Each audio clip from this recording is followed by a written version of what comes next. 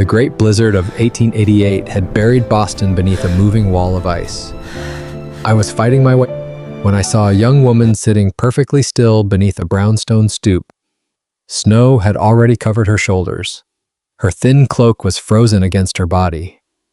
5 minutes more, and the storm would have buried her completely. I did not know her name. I did not know what she was running from. I only knew that if I left her there, she would not survive the night. My name is Arthur. I was a carpenter with a cold attic, a small fire, and nothing in this world that anyone would call valuable.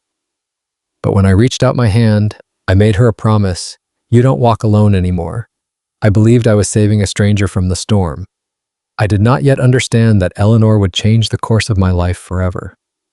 She was a jagged smudge of charcoal gray against the unforgiving, pristine white of a brownstone stoop. I came to a dead stop, the air in my lungs turning to shards of glass. I forced my legs to move, my heavy boots crunching through the brittle crust of the towering drifts. She was huddled beneath the shallow, useless overhang of the porch, her head tucked deep into her chest as if trying to disappear into her own soul. As I knelt, I saw her shoulders shaking with a rhythmic, violent tremor that signaled the body's last-ditch effort to generate heat. "Ma'am," I shouted, but the sound was thin and pathetic, swallowed instantly by the ravenous storm. She did not look up, her spirit seemingly trapped in a private, frozen dimension. I dropped to my knees, the jagged ice biting through my trousers and into my skin. I noticed her hands, small and delicate, tucked desperately into her armpits. Her knuckles were the color of a bruised winter dawn, a terrifying shade of blue that spoke of failing circulation. "You cannot stay here," I said, my voice booming with a desperate authority. "The drifts will bury this entire stoop before the clock strikes midnight." Slowly, as if moving through deep water, she finally lifted her head. Her face was the face of a ghost, pale and ethereal, yet marked by a profound human suffering. Her amber eyes opened beneath lashes crusted with frost. She did not look frightened, she looked finished. Her gaze held a hollow, bottomless exhaustion. It was the look of a traveler who had reached the very edge of her map and found only a cliff. She parted her lips to speak, but they were too stiff, too wooden to form the mechanics of language. Only a small, pathetic puff of white vapor escaped her mouth before her chin dropped again. In that moment, I realized she wasn't just freezing, she was completely untethered from the world of the living. I felt a strange, sharp ache in the center of my chest, a sensation I hadn't felt in all my long years of solitary, silent labor. I am a carpenter by trade and by temperament. I fix what is broken, and I reinforce what has become dangerously weak. I could no more leave her to the mercy of the blizzard than I could leave a roof half-shingled before a torrential rain. I pulled off my heavy leather glove, exposing my own calloused, scarred hand to the biting air. I reached out into the frozen space that separated our two lives. The snow swirled around my palm, settling into the deep creases earned from decades of honest work. "My name is Arthur," I told her, my voice low and steady, the way I would talk to a frightened, high-strung horse. "I have a fire burning in a hearth just 3 blocks away, and it is a fire meant for 2. She stared at my outstretched hand as if it were a strange, prehistoric animal she had never encountered. She traced the scars on my fingers, the permanent marks of a lifetime of labor and dignity. I saw a tiny flicker of something ignite in the depths of those amber eyes. It wasn't quite hope yet, for hope is a heavy thing to carry when you are dying. It was a recognition of strength, a realization that there was still something solid left in a world turned to powder. "The storm doesn't care who you are or what you've lost," I whispered into the gale. "But I care." A massive gust slammed into us, shaking the heavy wooden doors of the brownstone behind her with the force of a battering ram. She shivered so violently that I could hear her teeth rattling like dice in a cup.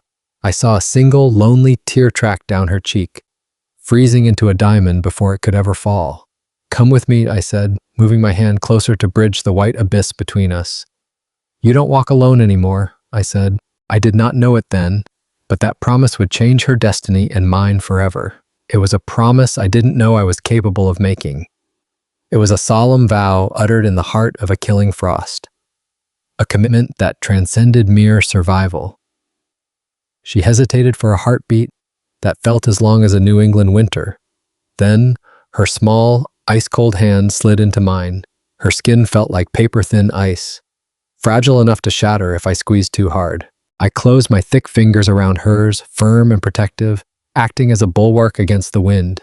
In that physical connection, I felt the entire weight of her life and her secrets transfer into my grip. I stood up, pulling her gently but firmly from the treacherous shadows of the porch. She stumbled immediately, her legs numb and betraying her with every movement. I caught her by the waist, bracing her small frame against the heavy wool of my coat. She was as light as a bundle of dry kindling, a woman worn down to her very essence by the world. We stepped out into the teeth of the blizzard together, leaving the safety of the overhang behind. The world was a blinding, roaring chaos of white noise and freezing needles. Telegraph wires snapped overhead. The gas lamps were dying one by one. Every few steps, her knees gave way. Each time, I caught her before the snow could take her. "Lean on me," I said. "I know the way." I guided her through the deepening drifts, my large body acting as a human shield against the gale. The soot-stained snow swirled in dizzying patterns, mixing with the dark, heavy smoke from the chimneys of those lucky enough to be inside. Every few steps, her strength would falter and she would begin to sink into the white depths. I simply tightened my hold, lifting her slightly to keep her moving. "Just a little further. Lean into me," I urged, my breath hot against her frozen ear. I could feel her shallow breath against my neck, a tiny, fragile spark of heat that I was determined to fan into a flame. The gas lamps along the street were flickering out one by one as wind and drifting snow battered their glass housings. The city was plunging into a prehistoric darkness, a night without end. But I knew this path by heart, having walked it in the loneliness of 1,000 dusks. I knew every loose brick in the sidewalk and every iron railing that could offer a moment's support. I led her toward the small attic room under the eaves, the only thing in this world I truly owned. Well, it was a humble, cramped place, filled with the comforting smell of cedar and the ghosts of old sawdust.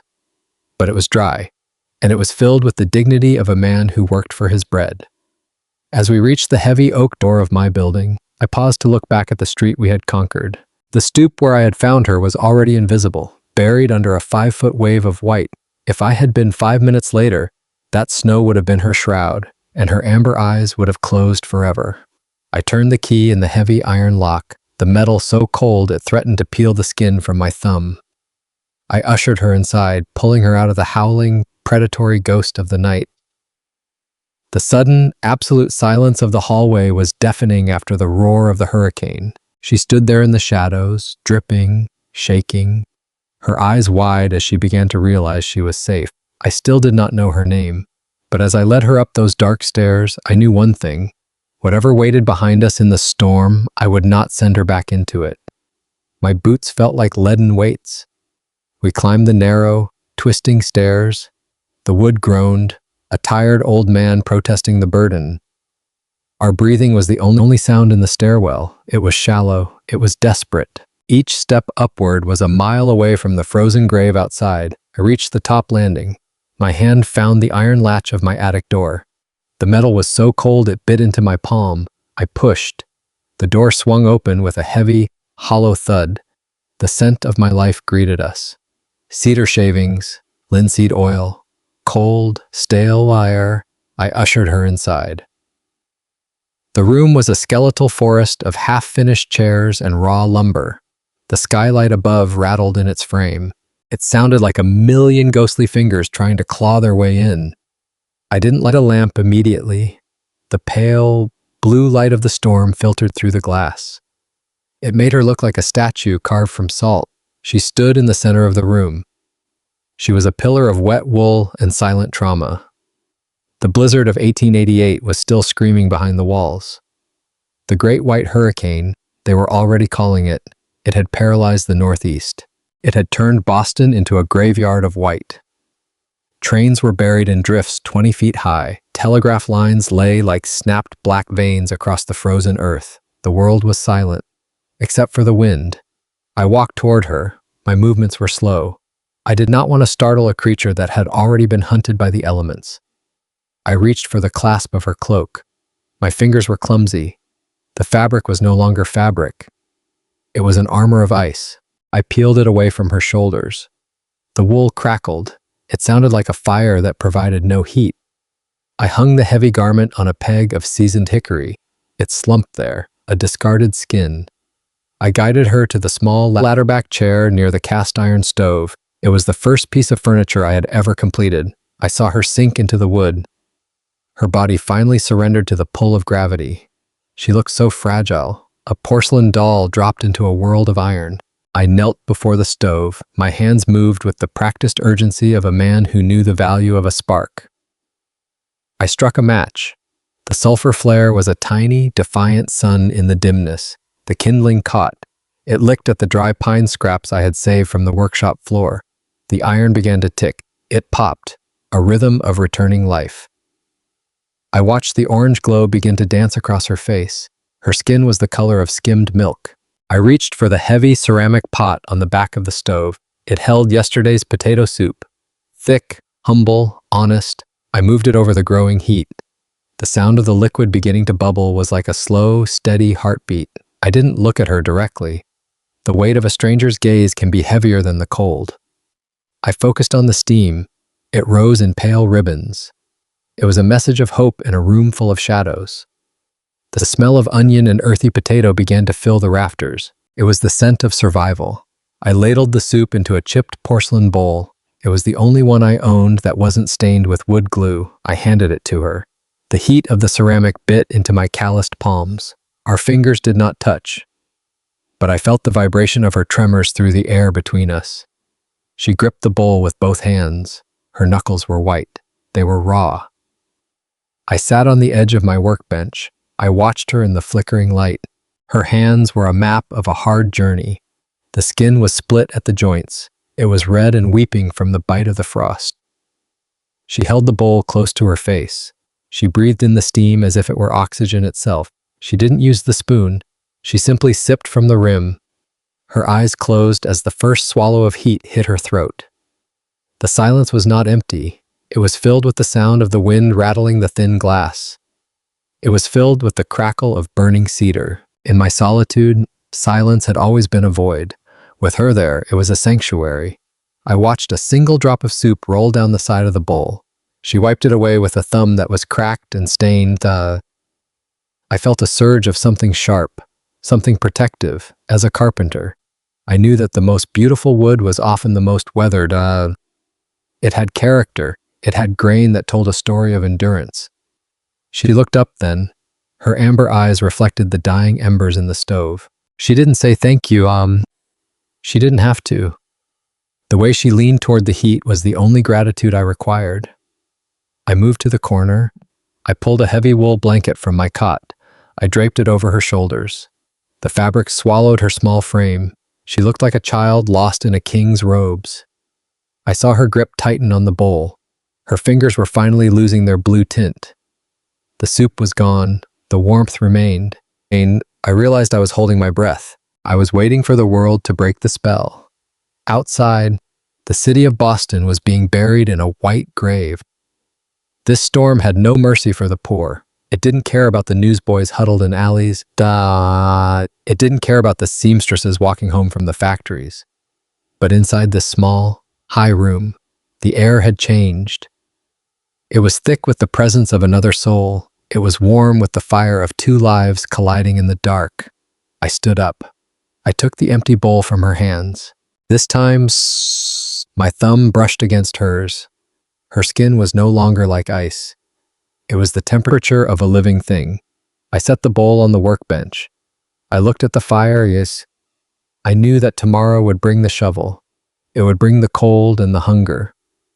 I knew that the secret she carried would eventually demand to be told. But for tonight, there was only the soup, there was only the stove, there was only the quiet labor of staying alive. That night, justice was nothing grand. It was a warm bowl, a dry roof, and the dignity of being seen. I moved back to the shadows of the workshop. I gave her the space to breathe. I picked up a piece of sandpaper. I grabbed a scrap of oak. The familiar rasp of the wood calmed my nerves. She watched me. Her head rested against the back of the chair. The tremors had stopped. The historic storm roared against the shingles, but it couldn't reach us here. I worked in the half-light. The sawdust fell like warm snow at my feet. We were two strangers anchored in a wooden ship. We were floating above a drowned city. I looked at the stove one last time before the light faded. The soup was gone. The pot was empty. But the room was full. I was no longer just a man in an attic. I was a witness to the persistence of life. She cleared her throat. The sound was small. It was like the first crack of ice on a pond in spring. "My name," she whispered. Her voice was raspy. It was a ghost of a sound. "My name is Eleanor," she whispered. I stopped sanding. The silence returned, but it was different now. It had a name, Eleanor. I repeated softly, "You're safe here." She didn't answer, but I heard the soft rustle of the wool blanket. She was settling in. The fire cast long, flickering shadows against the walls. They looked like dancers. They looked like people we used to know. I thought about the men in the fancy houses on Beacon Hill. They had coal fires and velvet curtains. They had servants to bring them brandy. But they didn't have this. They didn't have the raw, bone-deep knowledge of what it means to be saved. They didn't understand that a man's worth is measured by the weight he carries for someone else. I felt a strange peace. It was a quiet revolution, a carpenter and a fugitive from the cold. We were the only two people left in the world. The wind hammered at the skylight. A pane cracked. A tiny sliver of ice fell through the gap. It landed on my workbench and melted instantly. I looked at the crack. I would fix it tomorrow. I would fix everything I could reach. I looked at Eleanor. She had fallen asleep. Her chin was tucked into the blanket. The bowl was still clutched in her lap. She looked peaceful. She looked like she had finally reached the shore. I put down the sandpaper. I sat on the floor by the stove. The heat was a physical embrace. I watched her breathe in, out, the rhythm of the universe. The blizzard of 1888 would pass. The snow would melt. The streets would be cleared of the dead and the debris, but I would never be the same. I had found the most precious piece of wood I would ever handle. I would protect her. I would sand away her sorrows. I would join our lives with a bond that no winter could snap. The night was long. The cold was vast. But here, in the heart of the storm, we were warm. We were alive. And that was enough. That was everything. For 2 days, Eleanor barely left the chair beside the stove. She slept, drank broth, and slowly reclaimed the strength the storm had taken from her. On the third morning, I woke to the scrape of iron against iron. The morning light filtered through the frosted skylight like a pale, inquisitive stranger.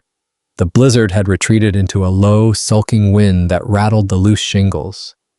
It was a domestic percussion, softer and more purposeful than the rasp of my woodworking planes. I opened my eyes and saw Eleanor standing by the cast-iron stove. She had tied a scrap of gray linen around her waist, cinching it into a makeshift apron.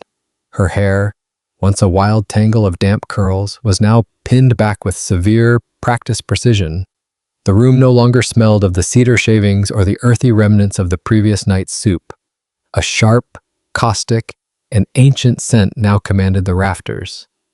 It was the smell of wood ash and rendered beef fat, heavy and primal. Eleanor leaned over a wooden bucket, stirring a thick mixture with a steady, circular motion. She did not turn when my boots hit the floorboards with a dull thud.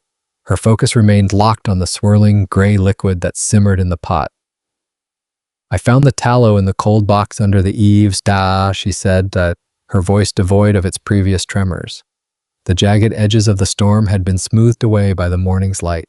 The ash from the stove was still warm enough to leach the lye, she added quietly. I watched her reach for a small bundle wrapped in weathered oilcloth. She unrolled it to reveal a handful of dried lavender buds, purple and brittle against the gray light. As she crushed them into the lye, the air in the attic shifted violently. The floral scent cut through the harshness of the chemical reaction like a knife through silk. The aroma hit me with the force of a physical blow to my chest. Suddenly, I was no longer a weary carpenter in a drafty Boston loft. I was a boy of 7, standing in a sun-drenched lean-to in the deep shadow of the Berkshires. I could see my mother's hands, cracked and stained red by the cold, moving with this same frantic grace. She used to tell me that cleanliness was the only luxury a poor man could truly own. She would spend entire days over bubbling vats, turning the waste of the kitchen into a promise of renewal. The smell of lavender and lye was the very scent of her love. It was the scent of a woman determined to scrub the world's grime off her children's skin. I leaned against the workbench, the wood feeling unusually cold through my thin shirt. Eleanor began to pour the thickened mixture into a shallow wooden tray I had once built for sorting nails. She moved with a quiet, practiced industry that claimed the room as her own. She was no longer a guest seeking refuge from the snow. She was an inhabitant, a pillar of the house I had forgotten how to build. The way she smoothed the surface of the soap with the back of a spoon was an act of quiet ownership. She waited for the mixture to set, her amber eyes never wavering from the wooden tray. Then, she reached for my small paring knife, the one I use for the finest inlay work. She began to cut the slab into perfect, uniform rectangles. Each stroke was deliberate, clean, and final. She did not look at me until the last cake of soap had been separated. When she finally raised her head, the morning sun caught the flecks of gold in her irises. The paralyzing fear of the previous night was gone, buried under a thick layer of purpose. "It will take several weeks to cure properly, Ma," she said, then, her fingers resting on the tray's edge. "But it will be good soap. Arthur, it will be honest soap." I looked at the neat rows of gray lavender blocks and felt a lump form in my throat. They were more than just cleaning supplies. They were a pact made with the future. A person does not make soap if they plan on running back into the freezing dark. You make soap when you intend to stay, to build, and to wash away a past that no longer fits. I realized in that moment that my bachelor sanctuary, my lonely tower of sawdust, was gone forever. The wood shavings on the floor looked messy and out of place next to her orderly tray. The attic felt smaller, yet infinitely more solid, as if the walls had thickened overnight. She began to wipe the rim of the bucket, her movements rhythmic and calm, like a heartbeat. The stinging scent of the lye lingered in the back of my throat, sharp and medicinal. It was the smell of hard work and the undeniable beginning of something permanent. I saw her gaze wander to the small, frosted window, looking out at the buried, white city. She wasn't looking at the obstacles or the towering drifts of the great white death. She was looking at the light reflecting off the ice, searching for the path ahead. The hope in her eyes was a quiet, burning thing that demanded a response. It was the hope of a survivor who had finally found a place where her labor meant something. I picked up my crosscut saw, but the blade felt heavy and unnecessary in my hand. I simply watched her stand there, framed by the steam and the scent of my childhood. The ghosts of my mother and this mysterious woman were weaving together in the white vapor.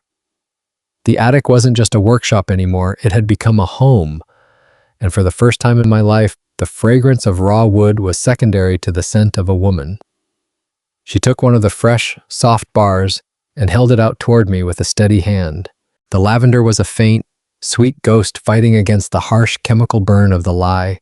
"This first one is for you," she whispered, her voice a soft anchor in the quiet room. I took it, the weight of the warm soap heavy and significant in my palm. It was still radiating the heat of the stove, a small, square sun in a frozen world. It was the first gift I had received in a decade that wasn't made of timber or iron. I looked at her, and the words of thanks I tried to form died in the back of my throat.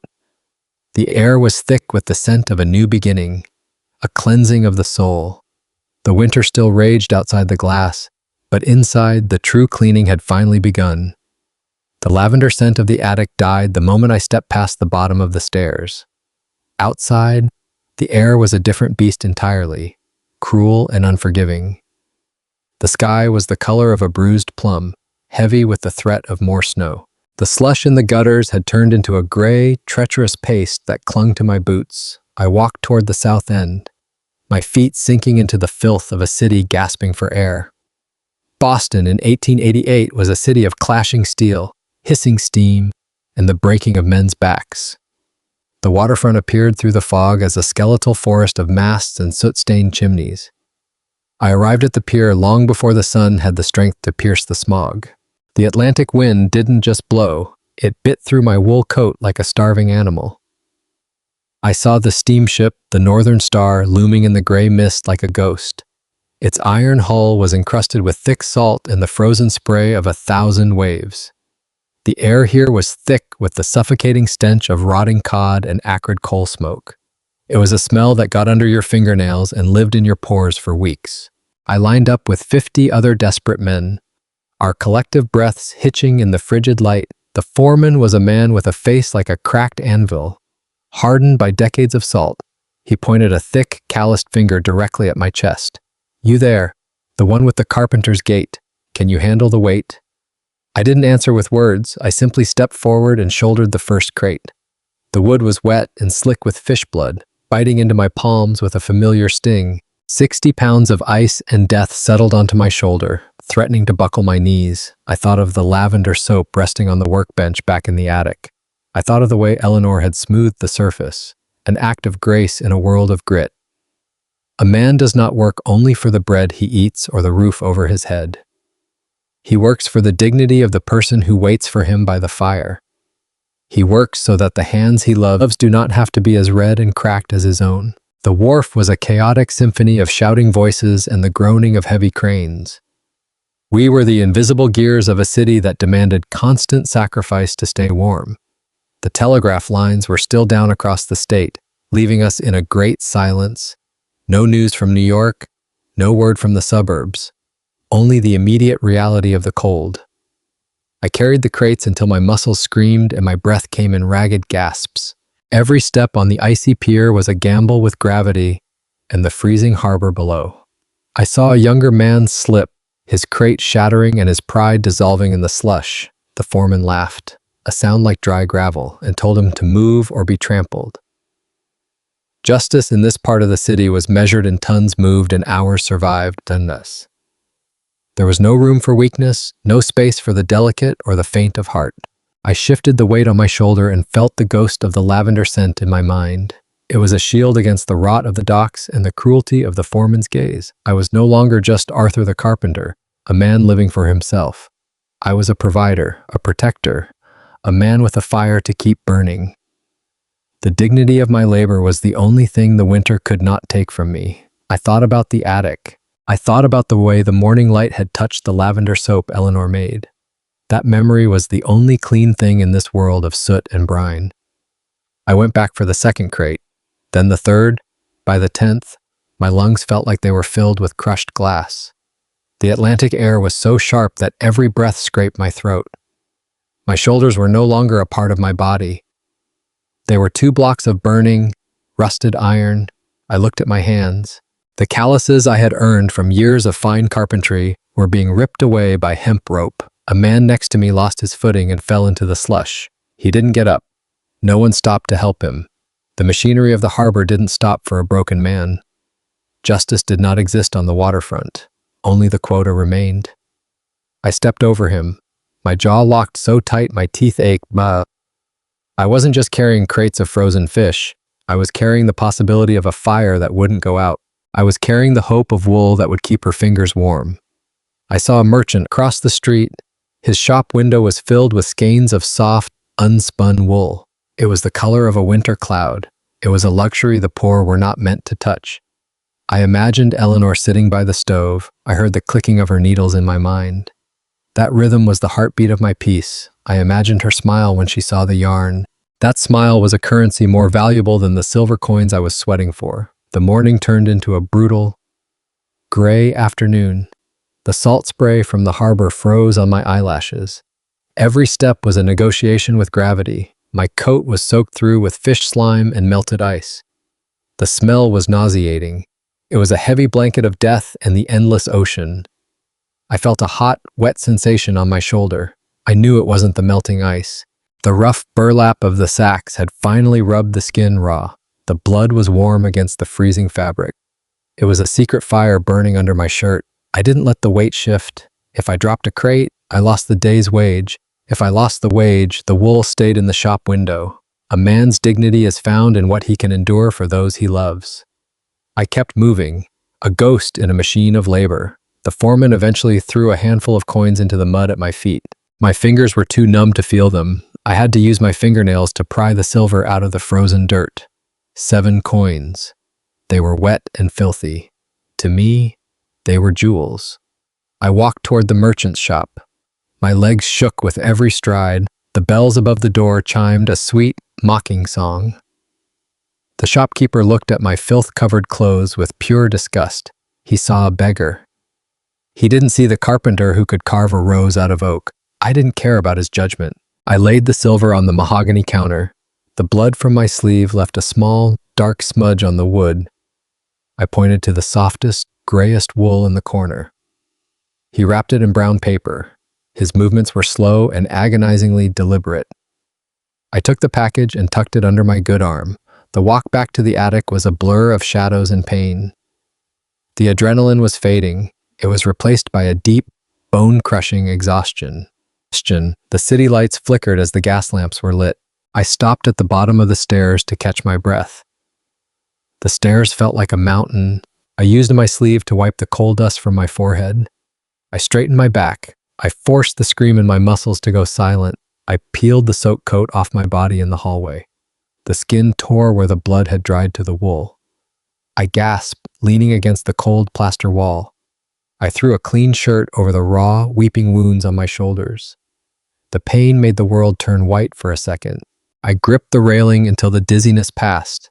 I couldn't let her see the cost. I couldn't let her know that the warmth she felt was bought with skin and blood. She deserved a protector, not a patient. Love is often a silent sacrifice.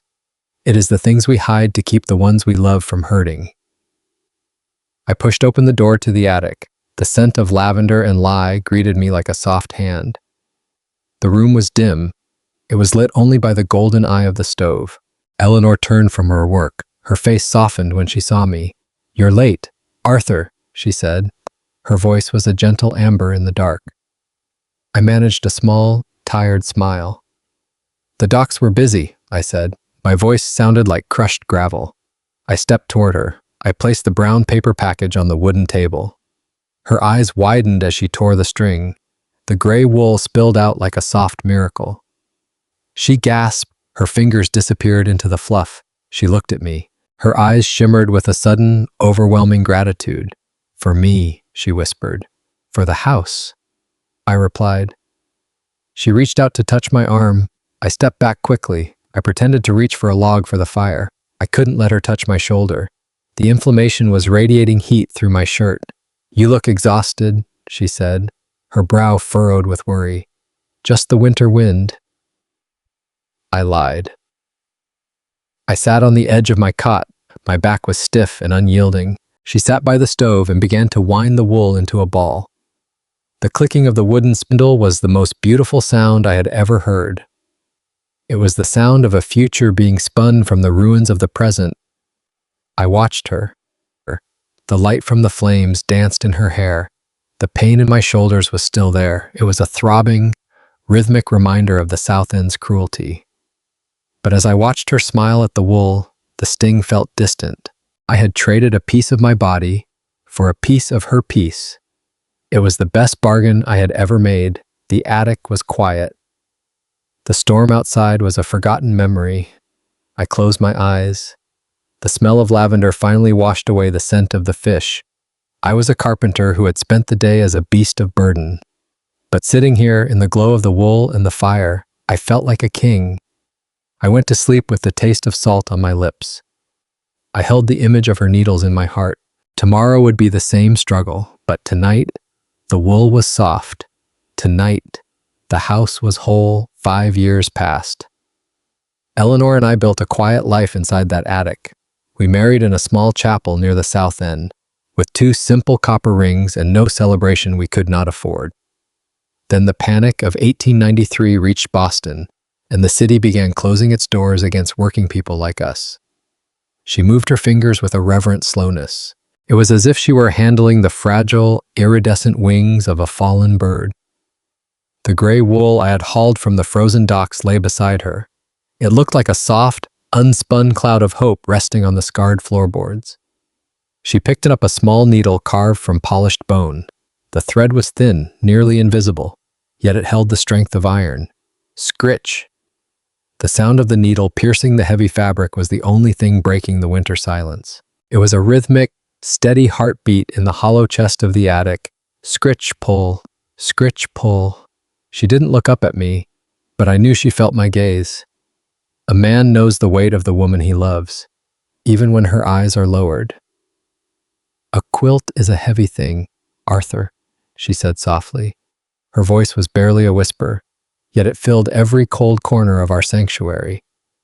It's not just a shield against the frost. I leaned forward, my elbows resting on my bruised knees. Where did the pieces come from? Eleanor. I wanted to know the geography of her grief. She picked up a scrap of indigo linen. Her thumb traced the frayed, white-edged border. This was my sister's Sunday dress, she said. The dim lamplight caught a ghost of a smile on her pale lips. She was only 8 when the world was still bright. She used to run through the tall grass of the valley until the hem was stained with the juice of summer. She told me she was catching the spring and hiding it in her skirts. Eleanor laid the indigo next to a scrap of heavy, dark charcoal wool. This was my father's coat. It still carries the faint ghost of pipe tobacco and wet, churned earth. He carried the weight of a failing farm on his back, just like you carry the weight of this city. I felt a sharp, hot pang in my chest at those words.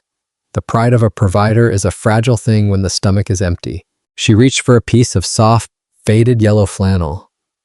I noticed her fingers trembled, like, just for a second. This was the baby's blanket. We only had him for 3 winters before the heavens took him back. He was the only one who didn't cry when the black fever came to the valley. He just watched the shadows on the wall and waited for the light. The air in the room suddenly felt very thin, as if the oxygen had been replaced by memory. I had seen that same fever stalking the tenements of New York. It moved like a silent, black tide through the crowded halls of the poor. But here, in the quiet of our attic, the weight of her loss was a physical, crushing thing. It happened so fast in the valley, she continued, that her eyes fixed on the patchwork. First my mother went, her hands still stained with the flour of a bread she never finished.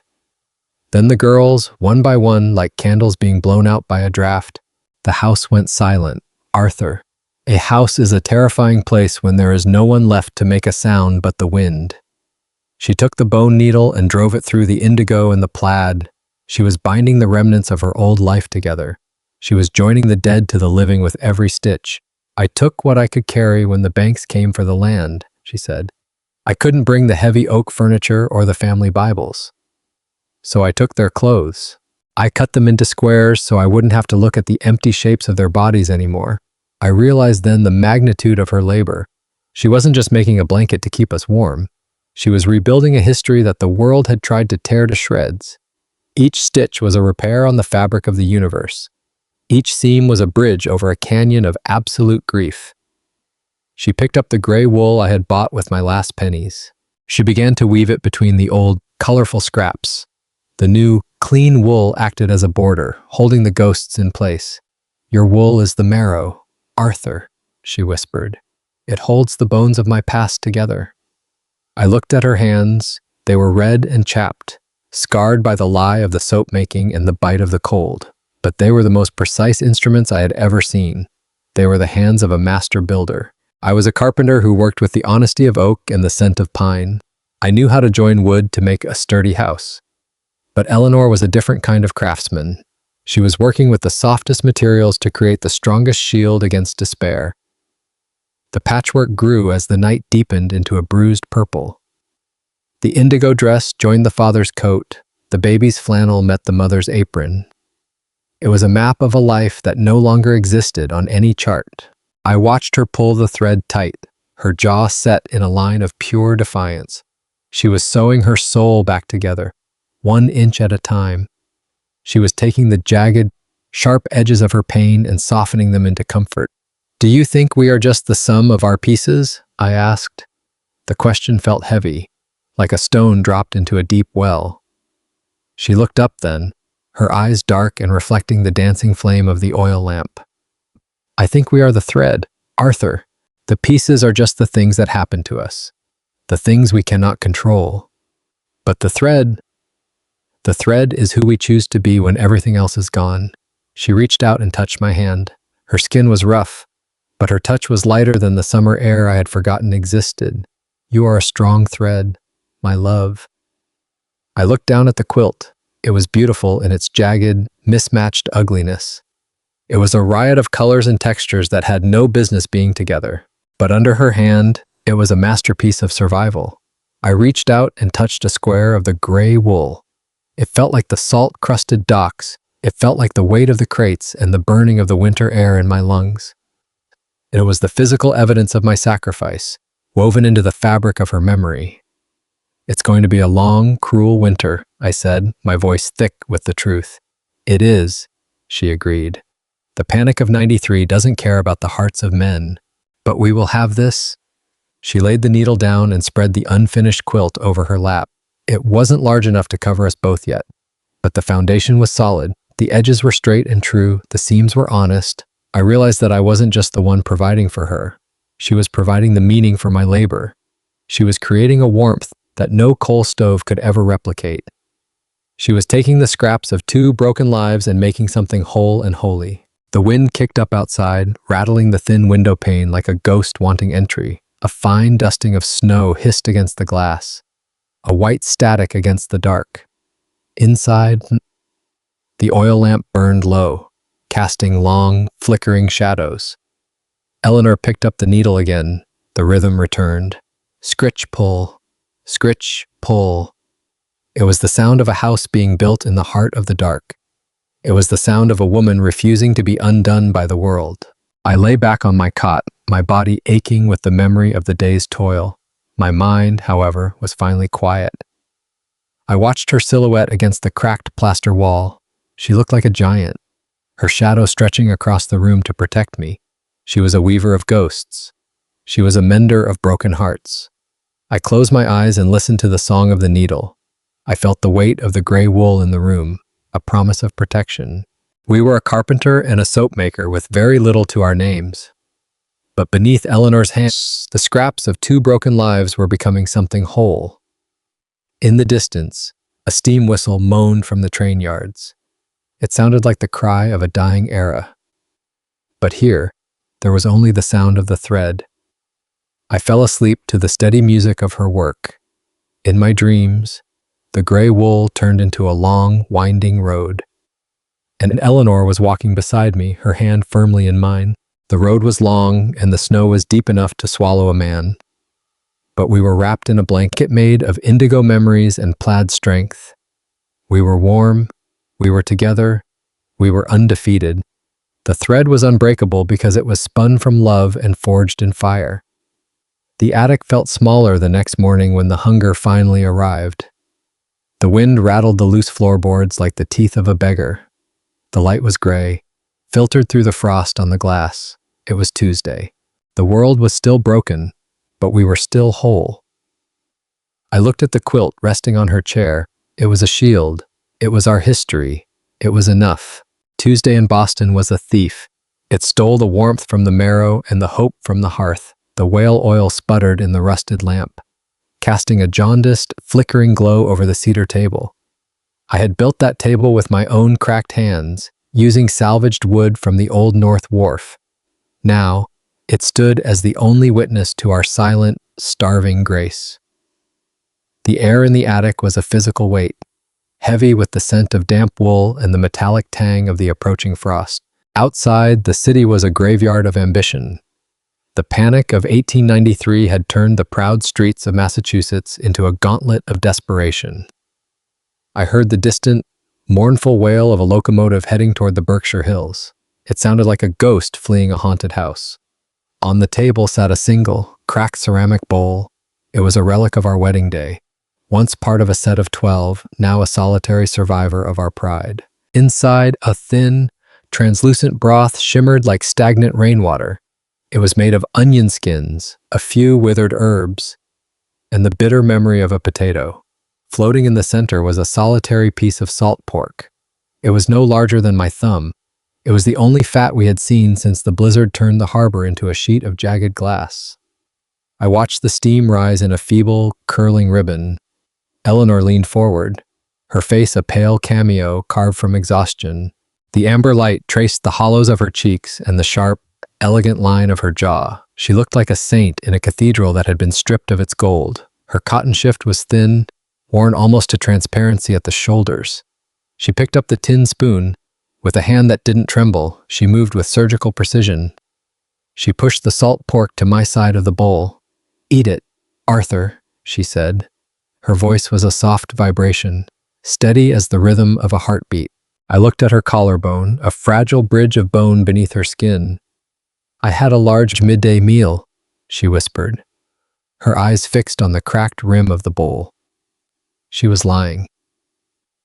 I knew she was lying because the truth was a luxury we could no longer afford. She began to stir the clear water on her side, pretending to find substance where there was only shadow.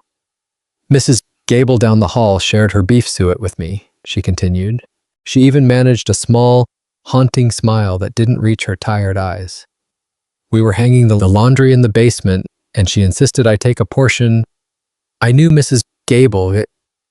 I knew her husband had been laid off from the cordage works 3 months ago. Mrs. Gable hadn't seen beef suet since the leaves were green in the common." I looked at the salt pork. It glistened like a drowned jewel. My stomach cramped, a sharp, gnawing ache that felt like a serrated blade twisting in my gut.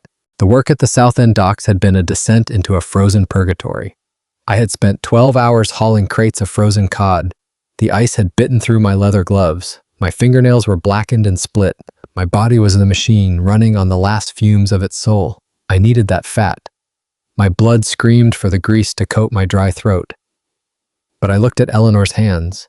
They were red and chapped from the lye she used to scrub the floors of the wealthy on Beacon Hill. I saw the way she held the spoon, her knuckles white with the effort of remaining upright.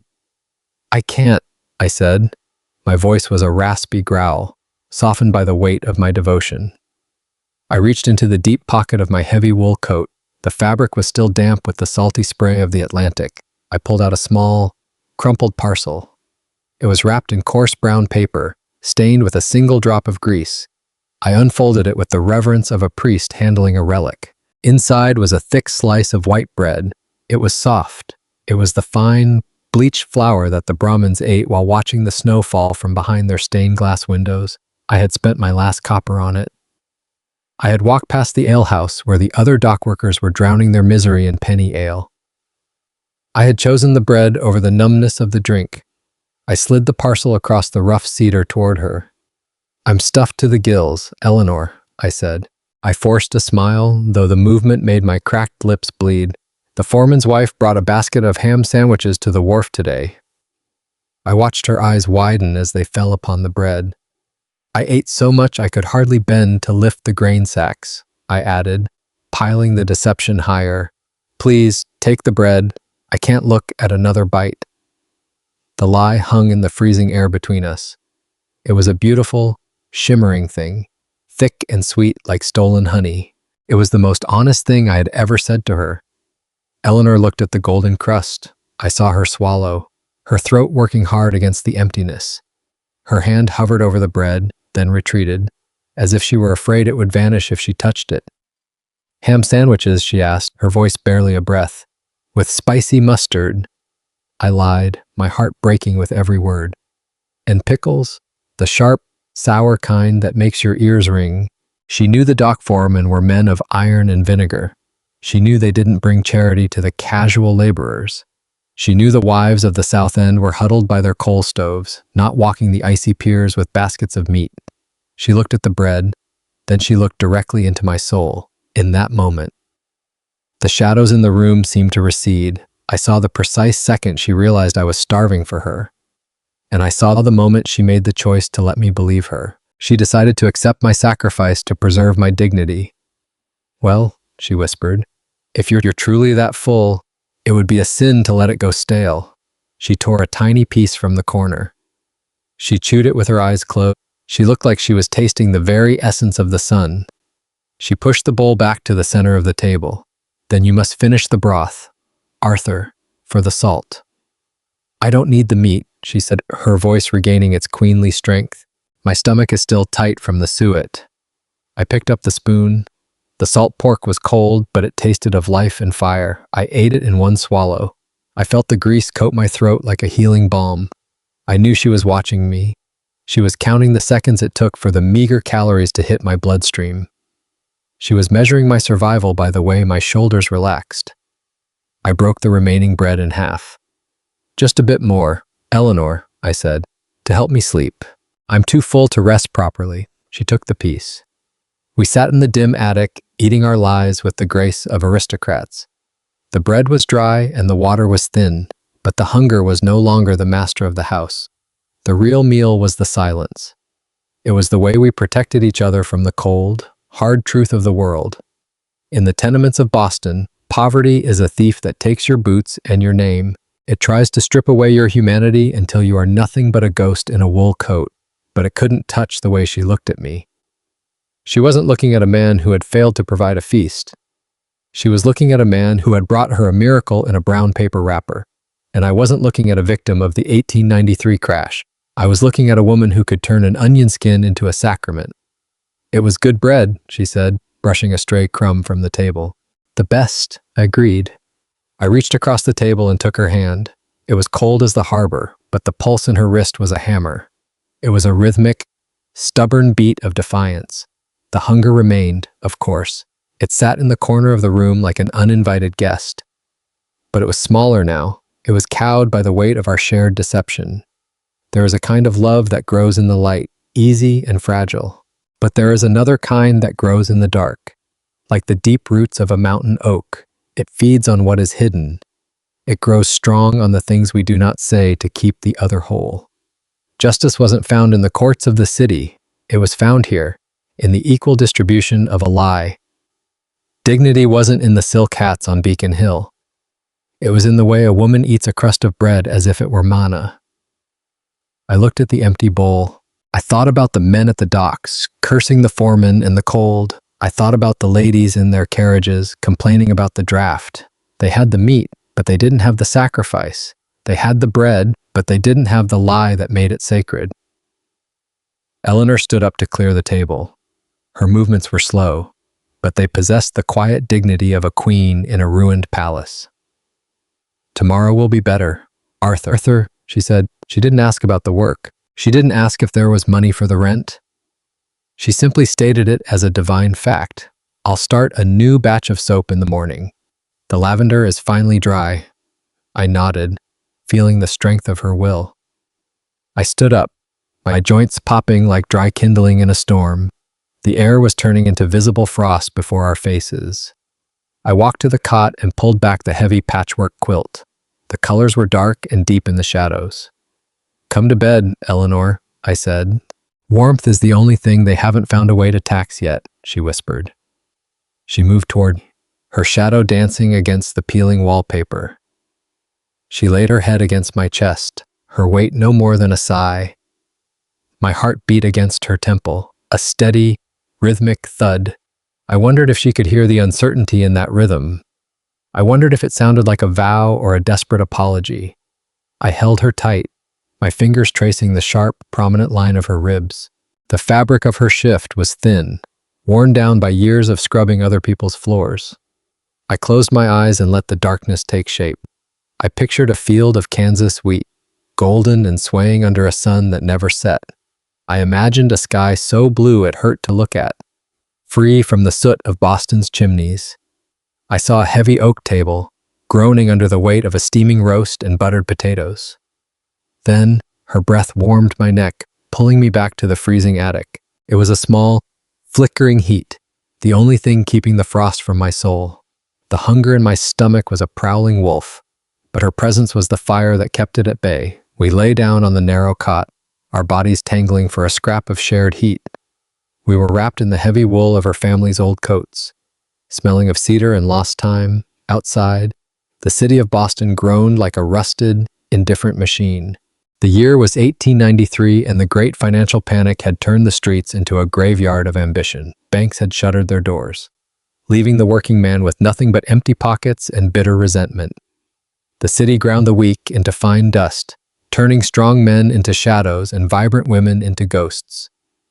But in this small space, Behind a door with a temperamental lock, we were a fortress. We were a carpenter with calloused hands and a weaver with a broken loom. We were a liar protecting a secret and a dreamer clinging to a thread of hope. We were starving in body, yet strangely full in spirit. The white bread from our meager supper was gone, leaving only crumbs in the cracks of the table. The taste of the salt pork was a fading memory, a ghost on the back of my tongue. Yet, the thread between us remained taut and unbreakable. The winter wind shrieked through the eaves, trying to pry our sanctuary apart. It pulled at the edges of our resolve, but it could not find a way inside. I eventually fell asleep to the cadence of her breathing. It was a soft, steady rhythm that reminded me of my father's old workshop. Scritch, pull, scritch, pull. It was the sound of a life being mended in the shadows, one stitch at a time. It was the sound of a silent sacrifice, a love that required no grand proclamations. In my dreams, the cupboards were overflowing with jars of honey and loaves of sourdough. The pork was a feast fit for a king, glistening with fat and herbs. Eleanor was laughing, her cheeks flushed with health and her eyes bright with unburdened joy.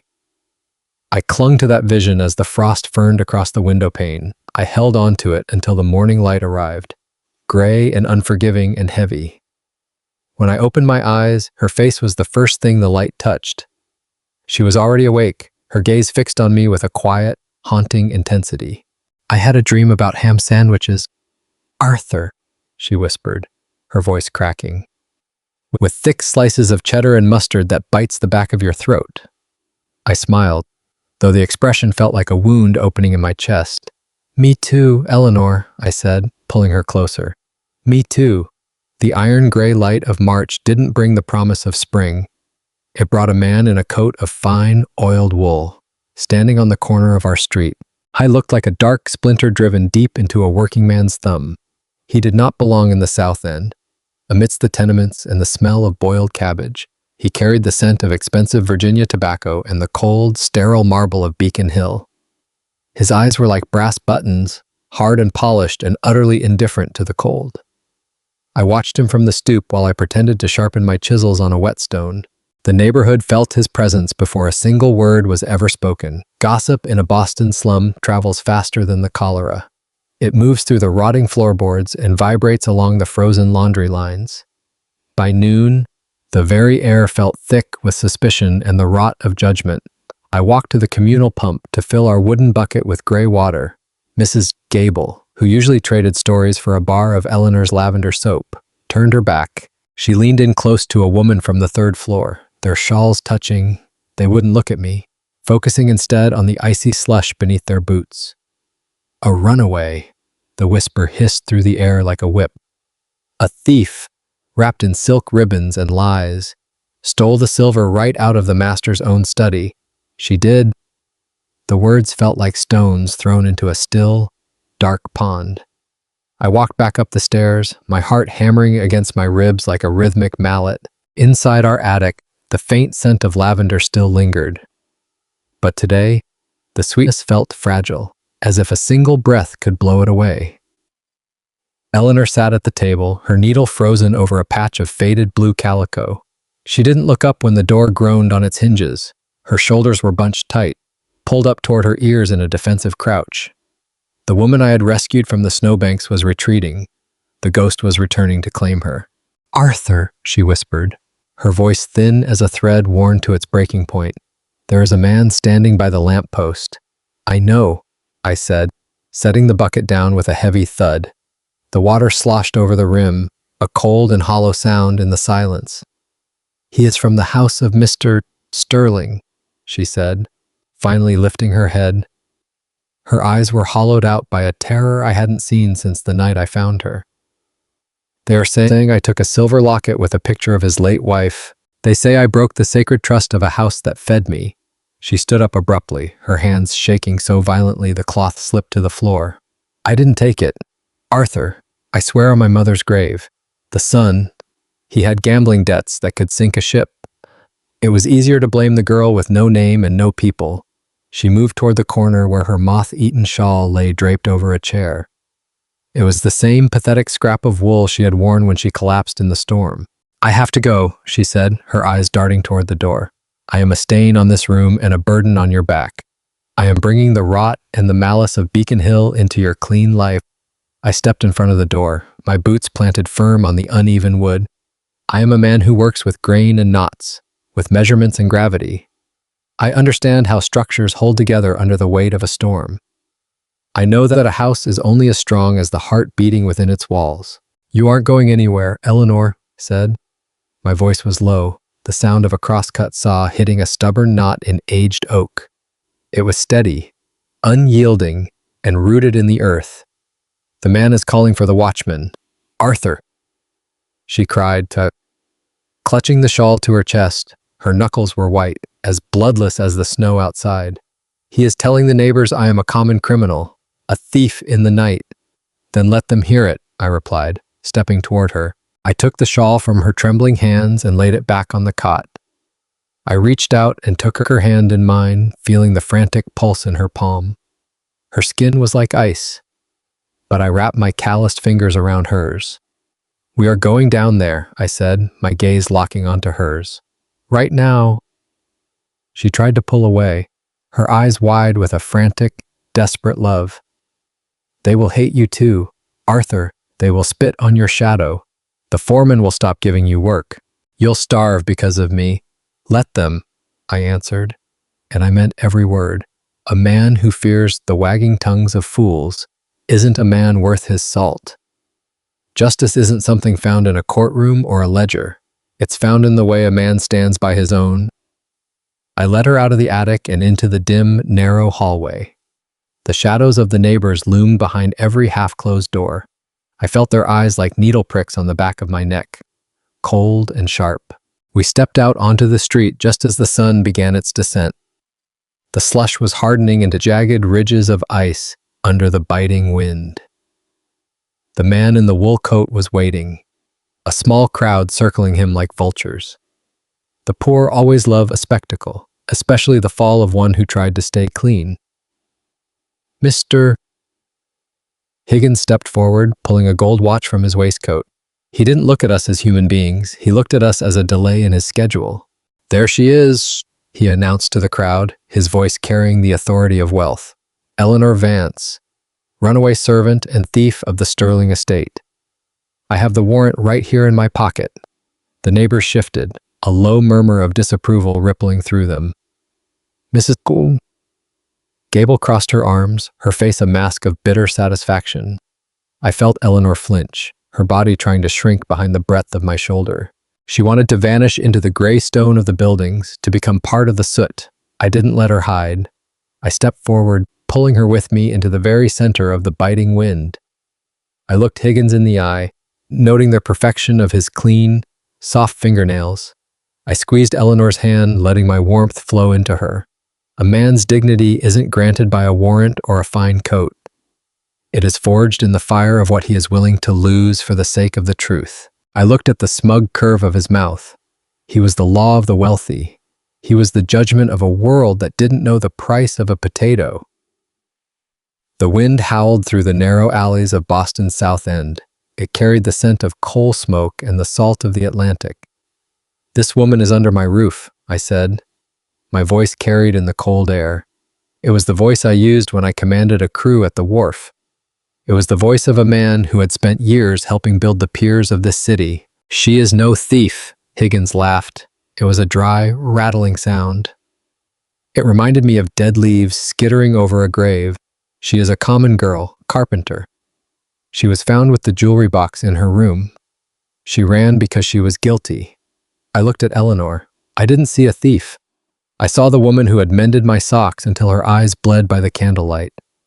I saw the woman who had given me the only meat in the pot when my joints ached from the winter damp. I saw the woman who had turned a cold, drafty attic into a sanctuary with nothing but her breath and a few scraps of cloth. She ran because the truth has no voice in a house like yours. I said. I turned to my neighbors. I looked at the men I worked with. These were men with scarred knuckles and bowed backs. I looked at the women who lived in the same damp rooms I did. Women who knew the weight of a laundry basket and the sting of lie. You know me, I shouted. I have lived in this ward for 10 years. I was here when the Great Fire of '72 turned the skyline into a furnace. I helped rebuild the very stones you stand on. Have I ever lied to you?" The crowd was silent. A few men looked away, shifting their weight. The shame of their own poverty flickered in their eyes. "This woman is Eleanor," I said. "She was starving when I found her. She was dying in the street while men like this stayed by their velvet fires." I raised our joined hands high. I squeezed her fingers, telling her with my grip to stand tall. I wanted her to feel the strength of my bones. "Whatever she did in the past is gone. Whatever lies are in that man's pocket stay there. If you want to take her, you take me. And if you want to whisper about her, you whisper to my face." Higgins sneered. He adjusted his silk lapels. "You'd throw your life away for a maid." "She isn't a maid," I said. "She is my life." The word hung there, solid and heavy. I had never said it before. Not out loud, not even to the walls of the attic. Eleanor gasped. I felt her hand tremble, a sudden, frantic vibration. But then, something changed. The tension in her arm went slack. The fear that had been her shadow for months seemed to evaporate. She didn't try to hide anymore. She stepped up beside me. She lifted her chin. The light of the dying sun hit her face. It showed the red marks of the cold. It showed the lines of a woman who had survived more than this man could imagine. She looked Higgins in the eye. "I didn't take your silver," she said. Her voice was quiet, but it didn't shake. It was the sound of a bell tolling in the fog. "And I am not going back." The neighbors looked at each other. In the South End, we all have secrets. We all have a past we left behind in Ireland, or Italy, or the stony farms of the North. We all know what it's like to be blamed by a man in a fine coat. We know the "No Irish Need Apply" signs that still haunt the shop windows. Mrs. Gable stepped forward. She was a woman of iron and vinegar. She didn't look at Higgins. She looked at Eleanor. "The soap," she said. "The lavender soap you made. The one you gave me when the rent was late and my heart was heavy. It helped my husband's rash." She looked at Higgins then. Her eyes were two cold coals. "We don't need your kind of law here, sir. The girl stays." A murmur went through the crowd. It wasn't a whisper anymore. It was a growl. It was the sound of the tide turning. The men moved closer. Their hands stayed in their pockets, but their shoulders were set. They were tired, dirty, and hungry. But they were a wall of human dignity that no warrant could breach. Higgins looked at the faces around him. He saw the anger of people who had nothing left to lose. I was a predator who had suddenly realized he was surrounded by a pack. He tucked his gold watch back into his pocket. He adjusted his hat. "You are making a mistake," he said to me. "She will ruin you." "She already saved me," I replied. Higgins turned and walked away. He didn't look back. He moved quickly. His boots clicked on the cobblestones like the ticking of a clock that had run out of time. The crowd began to break up. They didn't apologize. They didn't offer comfort. They just went back to their lives of toil. But Mrs. Gable nodded at me as she passed. It was a small movement, but it was an acceptance. It was a blessing. Eleanor and I stood there alone in the gathering dark. The street lamps were being lit, one by one. Small flickering flames against the vast, oppressive night. I let go of her hand. My fingers were cramped from the grip. She turned to me. Her eyes were wet with tears that didn't fall. "Why did you do that?" she whispered. "You could have lost everything." "I would have lost everything if I let you walk away," I said. I looked up at the attic window. The small yellow light of our lamp was visible. It looked like a star in a dirty sky. It was the only compass I needed. "Let's go home, Eleanor." We walked back up the stairs. The wood groaned under our feet. But the attic felt different now. The secret was out. The past had come knocking, and we had shut the door in its face. She sat on the edge of the cot. She picked up the blue calico again. She looked at the needle. "He won't stop, Arthur," she said. "The Sterlings, they are powerful. They have the courts and the banks. They are only powerful if we believe their story," I said. "I don't believe it. I believe in the soap. I believe in the patchwork quilt you are making. I believe in the white bread we ate in the dark when we had nothing else." I sat beside her. The room was cold, but it didn't feel empty. It felt reinforced, like a beam that had been notched and fitted by a master's hand. We were no longer just two people sharing a space. We were a unit, a structure, a home. I reached out and touched the patch of blue cloth. "Is that from your mother's dress?" I asked. She nodded. A single tear finally escaped. It traced a path through the dust on her cheek. "She wore it on the ship from Galway," she whispered. "She said that a secret is like a splinter. If you leave it in, it rots the soul. If you pull it out, it hurts, but then it heals." She looked at me, sat. For the first time since I met her, the ghost was gone. The haunted look in her eyes had been replaced by something else, a new, hard light. "Thank you for pulling it out, Arthur." "I'm a carpenter, Eleanor," I said. "I know how to handle splinters. I know how to fix what is broken. And I know that the finest things are often made from the roughest wood." We sat there in the silence of the Boston night. The city was still a machine, so the rich were still rich. The poor were still poor. The rumors would linger in the hallways for a while, but the thread between us was stronger now. It was a heavy, waxed cord. It was tied with a knot that couldn't be undone by man or law. True courage isn't the absence of fear. It is the choice to protect something more precious than your own safety. It is the decision to stand when the world tells you to kneel. I watched her sew. Scritch, pull, scritch, pull. Each stitch was a defiance. Each stitch was a claim on the future. We were no longer hiding in the shadows of the attic. We were living in the light we had made ourselves. The secret was gone. The truth was a cold, hard thing. It was like the winter air. But it was our truth, and it was enough. The piano stood there like a battered veteran of a war that never truly ended. I laid my hands upon the yellowed ivory keys. My fingers felt heavy and clumsy at first. The thick calluses from the carpentry shop made the smooth ivory feel like an alien language. By day, I was a man of hammers, saws, and the scent of fresh pine. By night, I had to transform into a man of ghost notes, melodies, and whispered prayers. We needed the silver. The confrontation with Higgins had bought us a fleeting moment of dignity. It had not bought us a single lump of coal. The rent was a hungry beast. It crouched in the corners of our attic, never sleeping. I struck the first chord. The middle C was flat and dead. The G string vibrated with a sharp metallic rattle. It sounded like a loose tooth in the mouth of a dying giant. I adjusted my touch instantly. A carpenter knows how to work with the grain of the wood.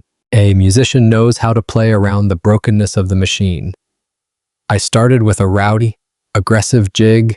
It was a song meant to satisfy the dock workers and the drifters. They did not listen. They never did. They shouted over the music. Their voices were a dull, rhythmic roar of salt, tobacco, and frustration. To these men, I was merely another piece of the furniture. I was background noise to their gambling. I was a soundtrack to their grief. I did not mind the silence of their attention. In fact, I welcomed it. It allowed my mind to drift away from the smoke. I closed my eyes.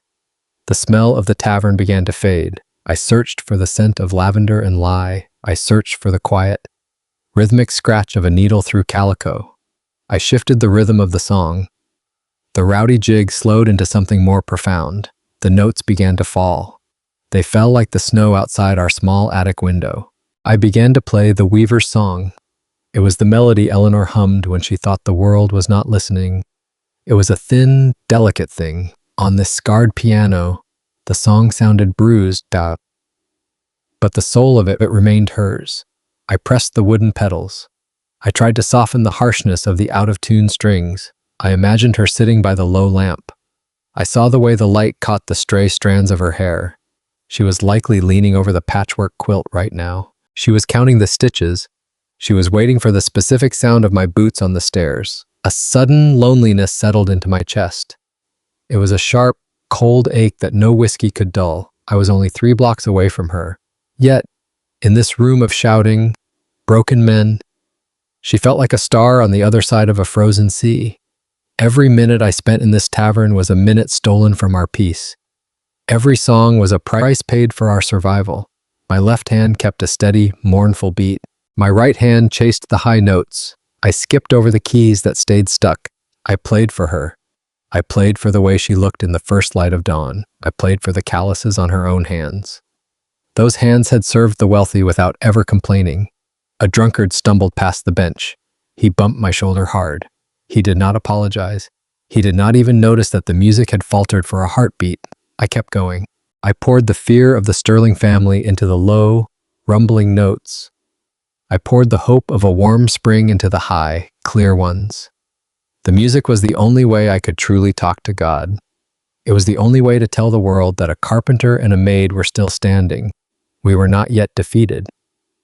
The hours crawled by like wounded animals. The smoke grew thicker. It stung my eyes until they watered. My back began to throb from the lack of a chair back. Finally, the owner approached. I tossed a few silver coins onto the scarred top of the piano. They clinked against the wood. It was a cold, hollow sound. "Good enough. Arthur," he grunted. "Same time tomorrow night." I gathered the coins into my palm. They were warm from the tavern air. I stood up. I wiped the sweat from my forehead with my sleeve. I looked at the piano one last time. It looked tired. It looked just like me. I walked out into the Boston night. The cold hit me like a physical blow to the chest. It cleared the taste of cheap, stinging whiskey from my throat. I walked fast. I did not look at the shadows stretching in the alleys. I did not look at the fine carriages splashing through the slush on the main street. I only looked for the yellow light in our high window. The loneliness began to lift with every heavy step. The music was still ringing in my ears. But the melody was changing. It was no longer out of tune. It was no longer a lament for the poor. It became a heartbeat. I reached our door. I leaned my head against the cold wood for a moment. I could hear the silence of the room inside. It was the most beautiful sound I had ever heard. I turned the handle. I was home. The sky outside did not turn black as the night deepened. It turned a bruised, heavy purple. The air in the attic room grew unnaturally still. It felt as if the entire city of Boston was holding its breath. I stood by the small window. I watched the first flakes fall. They were not the delicate stars of early December. They were thick, wet clumps of white ice. They thudded against the glass like tiny, frantic fists. The pressure in my ears shifted. I knew that feeling. I had learned it during my years working the docks. The Great Blizzard of 1888 was not just a storm. History would later call it the Great White Hurricane. It was an invasion of the senses. Within an hour, the world outside our window simply vanished. The street lamps below were swallowed by a swirling, chaotic void. The wind began as a low moan in the chimney, then it climbed into a high, piercing shriek. The roof timbers began to groan under the weight. Eleanor dropped her sewing. The blue calico fabric slid to the floor.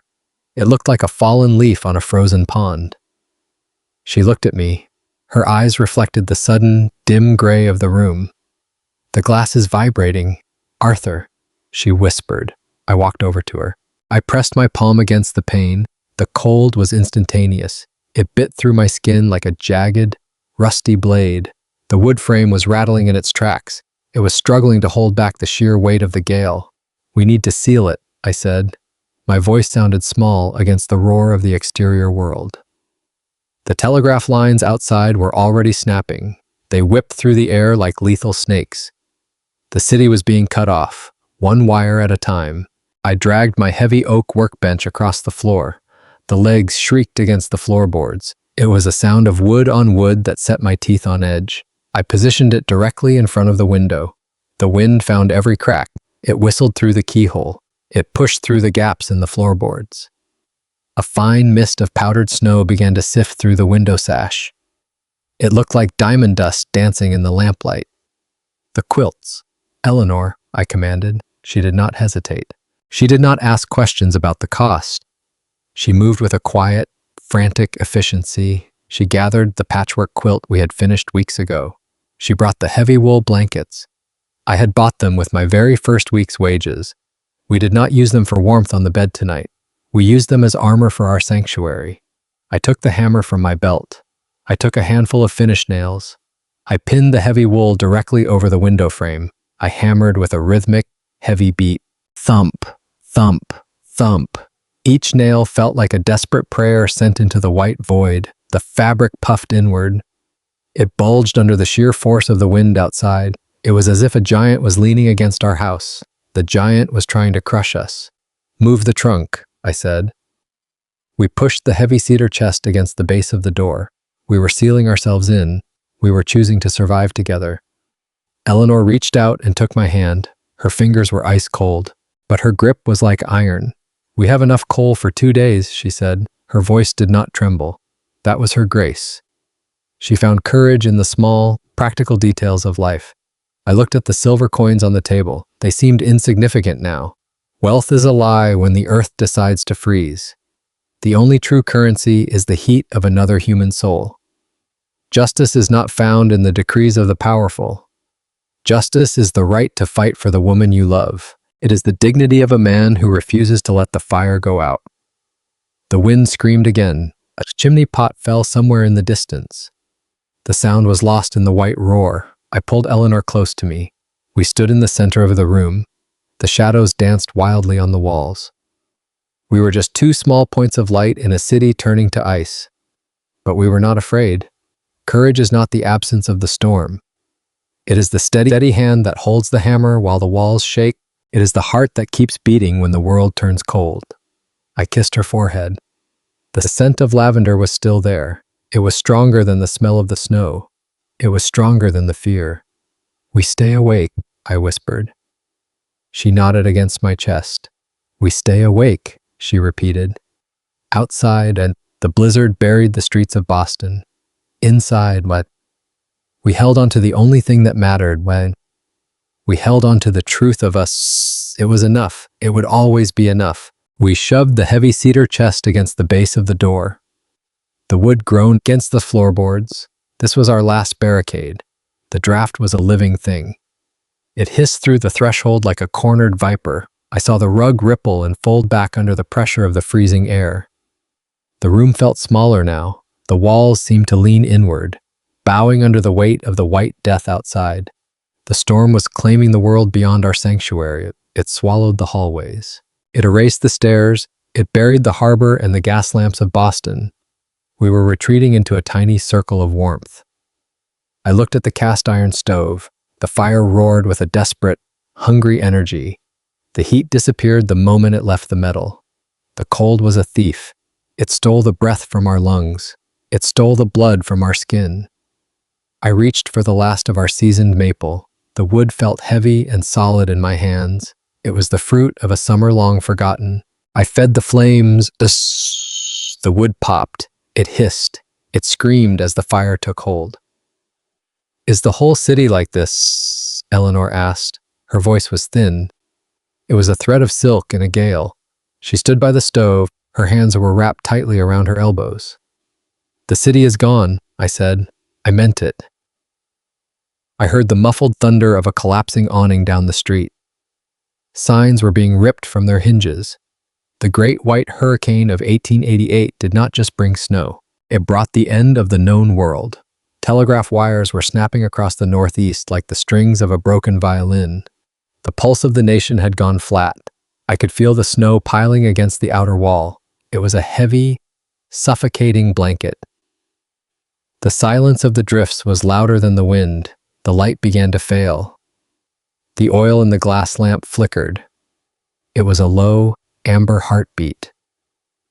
I turned the wick down. I needed to save every drop of fuel. The shadows grew long and skeletal. They stretched across the ceiling like the fingers of a ghost. Eleanor sat on the edge of the cot. She looked fragile. She looked like a bird caught in a winter field. The defiance she usually carried was gone. The storm had stripped away her armor. I've never felt so far from the ground, she whispered.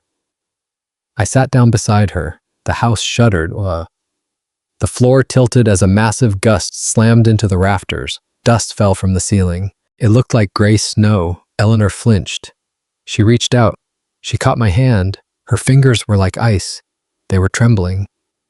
I pulled her against my side. I took the last patchwork quilt. The fabric was stiff and old. I wrapped it around both of our shoulders. We became a single shape under the heavy wool. I could feel her heart. It was beating fast. It was the rhythm of a creature fighting for life. "We are safe, Eleanor," I said into the darkness. I felt the weight of the lie in my throat. But a man must provide a harbor, even if it is built of words. I thought about the ships in the harbor. I thought about the horses frozen in their stalls. History would remember this night as a massacre. But for us, the world was only this room. It was only this cot. It was only the shared air between us. The smell of the room changed. The wood smoke remained. But beneath it, I smelled the ozone of the storm. I smelled the scent of wet wool and ancient, frozen earth. Eleanor leaned her head on my shoulder. Her breath was warm against my neck. It was the only heat left in the universe. "Do you think it will ever stop?" she asked. "Everything stops," I replied. I thought about my father's carpentry shop. I remembered the smell of fresh shavings. I remembered how he taught me to plane a board until it was smooth as glass. Nature does not care for smooth finishes. Nature is jagged. Nature is indifferent to the plans of men. We were just tenants on this spinning rock. We did not own the shelter. We only borrowed it for a lifetime. I held her tighter. The intimacy was a survival tactic. Our body heat was our only currency. We pooled it together against the 0-degree air. The lamp flickered one last time. It died. The darkness was absolute. It was not the soft dark of a bedroom. It was the heavy, crushing dark of a tomb. The only light came from the stove's air vents. A thin, red glow spilled onto the floorboards. It looked like a pool of drying blood. The roar of the wind became our pulse. It was a rhythmic, terrifying throb. I closed my eyes. I tried to imagine the spring. I tried to see the green grass of the Boston Common. But the ice was too loud. It rattled against the slate roof like millions of glass beads. "Arthur, I am right here. Don't let go. I will never let go." I felt her relax. She settled her weight against me. In the lull between the gusts, I realized the truth. We had survived the gossip of the town. We had survived the hunger of the lean months. Now, we were fighting the sky itself. Every breath was a victory. Every minute of warmth was an act of rebellion. I remembered my father's face. He used to say a man is only as tall as the person he protects. I felt like a giant. I felt like I could hold the roof up with my bare shoulders. The hours bled into one another. Time was no longer measured by the ticking clock. It was measured by the fading glow of the embers. It was measured by the steady rise and fall of Eleanor's chest. The storm wanted to freeze our souls. It wanted us to feel forgotten by God. But in that pitch-black attic, I found a strange clarity. The taverns and the docks were just echoes. This was the reality of existence. Two souls in a wooden box, holding back the end of the world with a single quilt. The cold intensified. It felt like a physical hand pressing on my chest. I pulled the blanket over our heads. We created a small, humid tent of life. The air inside was sweet. It was warm with the scent of her hair. I could hear the faint click of her teeth as she shivered. "We are still here," I whispered. She squeezed my hand. The attic was no longer a room. It was a womb of survival. We were being forged in the heart of the great white hurricane. The wind let out a final, earth-shaking roar. The whole house groaned on its foundation. Then there was a lull. It wasn't silence. It was the muffled sound of a city buried under 6 feet of ice. I looked toward the window. I could not see the quilt I had nailed there, but I could feel the stillness of the snow. The drifts had reached the 2nd story. We were encased in a cathedral of white. Inside the quilt, her hand was finally warm. The darkness was no longer a predator. It was a shield. We fell into an exhausted sleep. Our breath rose together in a single cloud of steam. Outside, the history of Boston was being written in frost. Inside, our story was being written in heartbeats. We were the last 2 people on Earth. And for that night, it was enough. The morning did not bring the sun. It brought a pale, ghostly gray. The snow had sealed us in completely. The world was a tomb of white silence. I looked at Eleanor in the dim light. Her face was calm. Her spirit was unbroken. The dignity of our struggle remained, but justice is not a court of law. Justice is the fire that refuses to go out. I touched her cheek. She opened her eyes and smiled. The storm had taken the city, but it could not take us. We stood up together. Our legs were stiff. Our joints ached with the memory of the cold, but the stove was still warm to the touch. I looked at the wood box. It was empty. I looked at the cedar chest. "We will burn the furniture," I said. She nodded without hesitation. "Everything but the memories," she replied. I took my axe. I looked at the heavy oak table. It was a wedding gift from her mother. I hesitated. She placed her hand on my arm. "It is just wood, Arthur," she said. "Our life is the only thing that matters." I swung the axe. The wood splintered. The sound echoed in the silent attic. I fed the table to the stove. The fire leapt up with renewed vigor. The room brightened. The shadows retreated once more. We sat back down. We watched the flames consume the past to save the future. The wind began to howl again, but the fear did not return. We had looked into the eyes of the white death. We had not blinked. Courage is the choice to keep breathing when the world stops. Dignity is the pride of the man who keeps the fire burning. I held her hand. We waited for the thaw. The great blizzard of 1888 would pass. The streets would eventually clear. The telegraph wires would be restrung, but we would never be the same. We were the survivors of the attic. We were the masters of the storm. We were the keepers of the heat, and that was more than enough. I felt Eleanor stir beside me. I thought she was finally waking from our shared exhaustion. I reached out to brush a stray, damp hair from her face. My hand recoiled as if I had touched the top of the cast iron stove. She was not just warm. She was radiating a dry, terrifying heat. The air in the attic was freezing, but Eleanor was burning from the inside out. "Eleanor," I whispered. Her eyes did not open. Her eyelids were translucent. I could see the frantic, rhythmic movement of her pupils beneath the skin. A low, guttural moan vibrated in her throat. It was the sound of a soul struggling to find air in a room full of smoke. I sat up, the patchwork quilt sliding off my chest. The cold bit into my skin like 1,000 tiny needles. I did not feel it. I only felt the spike of adrenaline in my gut. I touched her forehead again. It was parched. Her skin felt like old parchment left too close to a lamp. It was the heat of a house on fire. I scrambled to the corner where our water bucket sat. The surface was a solid disk of ice. The cold of the great white hurricane was unforgiving. I grabbed my heavy carpentry hammer from the workbench. I smashed the ice with a single, desperate blow. Shards of frozen water sprayed across the floorboards. I did not care about the mess. I did not care about the waste. I gathered the sharp ice chips into a scrap of clean linen. My hands were shaking. I am a man who works with measurements. I understand the balance of a house. I know the weight of a beam.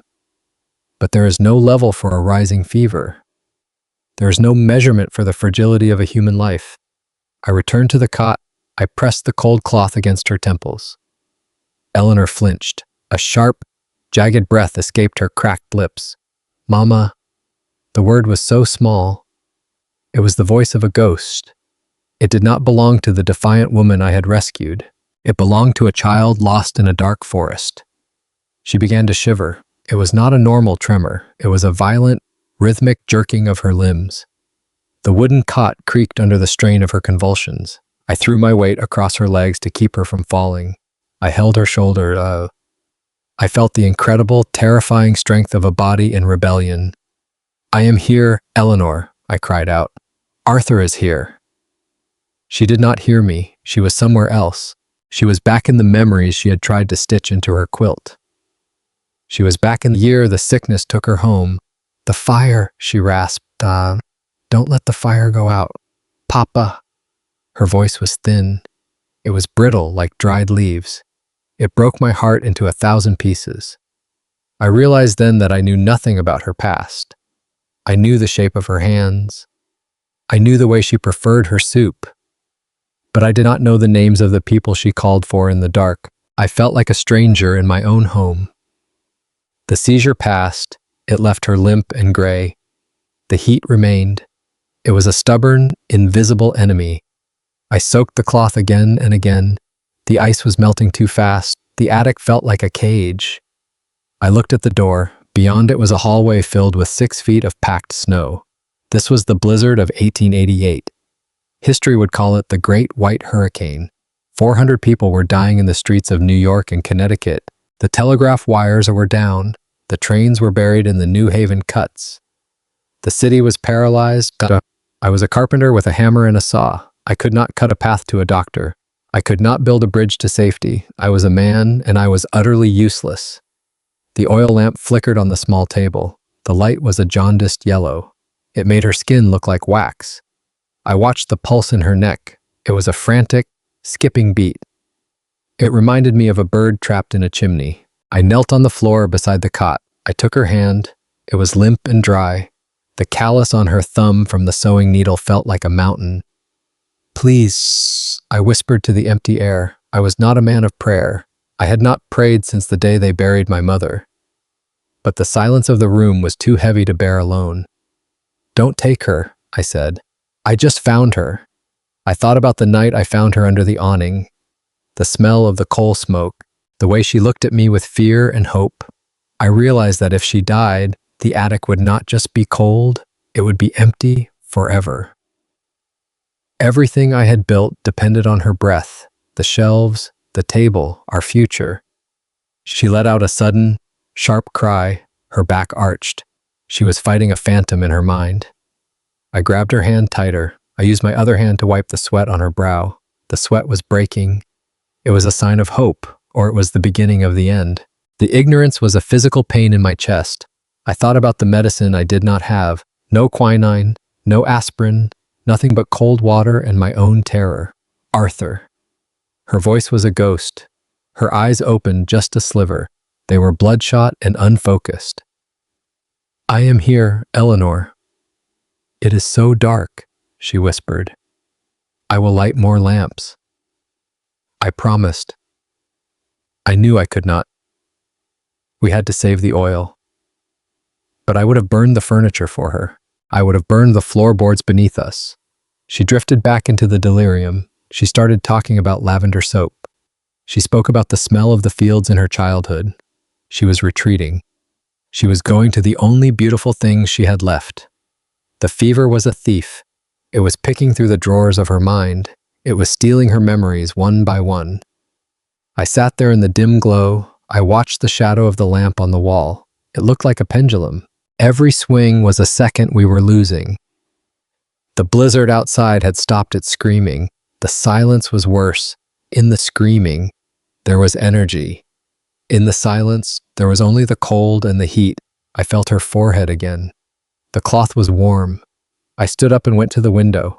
I pulled back a corner of the nailed-up quilt. A wall of solid, crystalline snow met my eyes. It was beautiful and terrifying. It was a barrier of pure ice. I leaned my forehead against the glass. The cold was a relief. I wished I could give this cold to her. I wished I could trade my health for her fever. I looked at my tools on the workbench. The planes, the chisels, the augers. They were extensions of my will. They were how I made my way in the world. But they could not fix a lung. They could not cool a brain. I felt a surge of rage. Justice felt like a fairy tale. What was the justice in a storm that buried children in their beds? What was the justice in a fever that took a woman who had already lost everything? I turned back to her. She was breathing in shallow, rapid gasps. I climbed onto the cot beside her. I did not care about the heat or the sickness. I wrapped my arms around her. I wanted to anchor her to the earth. I wanted to be the weight that kept her from drifting away. "Stay," I whispered into her hair. "Stay with me." I remembered a story my mother told me. She said that love is not a feeling. She said love is a choice you make when the world is ending. It is the choice to stay when every instinct tells you to run. It is the dignity of the soul. I felt Eleanor's heart beating against my chest. It was a small, fragile drum. It was the only music left in the world. The snow continued to pile up outside. The drifts reached the second story. The world was being erased, but inside this attic, we were still here. We were two people clinging to a raft in a white sea. I closed my eyes. I listened to the wind. It sounded like the ghosts of the 400. I promised her that I would not let go. Even if the roof collapsed, Even if the fire went out, I would be the last thing she felt. That was my justice. That was my prayer. I held her until my arms went numb. I held her until the dawn that would not come. The lamp flickered and died. The room plunged into gray shadows. I could no longer see her face. I could only feel the heat. It was a sun in the middle of a frozen night. I waited for the fever to break. I waited for the world to turn again. I was a man of wood and nails. But for her, I would become a man of spirit. I would fight the wind with my bare hands. I would fight the fever with my heart. We were the survivors. We were the only ones left. And I would not let the storm win. I would not let the fire go out. I pressed my lips to her burning temple. I love you, I whispered. It was the first time I had said the words. They felt heavy and true. They were the only tools I had left. I tightened my grip. The silence of the blizzard settled over us like a shroud. We waited together in the dark. The heat of her body was my only compass.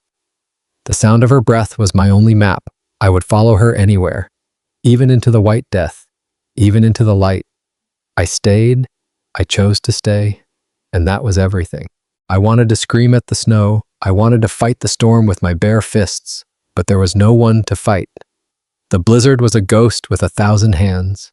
There was only the slow, steady ticking of a clock I didn't have. I returned to her side and knelt on the cold floor. I began to tell her stories to fill the void. I told her about the houses I wanted to build for us in the spring. I told her about the hidden gardens in the south end where the lilacs bloom. I talked until my throat felt like it was lined with rusted needles. I talked to keep the silence from swallowing her whole. I talked to remind her that a world still existed beyond this frozen attic. Her breathing slowed until it was almost a memory. It became shallow and rhythmic. Every intake of air sounded like a struggle through wet, heavy gravel. I watched her chest rise and fall beneath the layers. The patchwork quilt moved with the rhythm of her fading life. The scraps of silk and wool looked like a landscape of a life lived in pieces. There was a scrap of her mother's Sunday dress. There was a piece of the ribbon she wore on the day we first met. I realized that I was one of those pieces now. I was a scrap of rough denim stitched into the fabric of her story. I wasn't ready for the thread to snap and unravel us both. I took the last of the ice from the wooden bucket. I placed it against the burning heat of her neck. She didn't flinch this time. She was far too tired to fight the intrusion. The oil lamp on the bedside table sputtered and hissed. The flame turned a sickly blue and began to dance. It was running out of its lifeblood. I reached for the jar of kerosene, but my hands froze midair. If I lit the lamp now, we would be in total darkness by midnight. If I didn't, I couldn't see the light in her eyes for one last hour. I chose the light. I poured the last of the oil with a hand that refused to tremble. The flame grew bright and gold again. It illuminated the deep hollows of her once vibrant cheeks. She looked so old in that flickering, amber light. She looked like the history of every woman who had ever struggled in this city. I touched her cheek with the back of my hand. "Stay," I whispered into the stillness. It wasn't a request. It was a command from a man who had nothing left to lose but his soul. The storm had already taken the city of Boston. It had taken the sun and the very sky, and I would not let it take her. I sat on the floor and leaned my heavy head against the cot. I didn't sleep. I listened to the ice shifting on the roof like the scales of a dragon. I listened to the faint, rapid pulse in her delicate hand. We were two heartbeats in a world made of ice and shadow. The night was just beginning its long, cruel reign. The silence in the attic was no longer a comfort or a sanctuary. It was the sound of an hourglass running out of sand. I looked at Eleanor. Her skin was the color of old, forgotten parchment. The fever had moved from her blood to her very bones. I realized then that my love was not enough to save her from the dark. I needed science. I needed a miracle contained in a small glass bottle. I grabbed my heavy canvas coat from the iron peg. The fabric was stiff with the lingering dampness of the gale. I wrapped a thick wool scarf around my face. I wound it until only my eyes were exposed to the biting air. I looked down at my boots.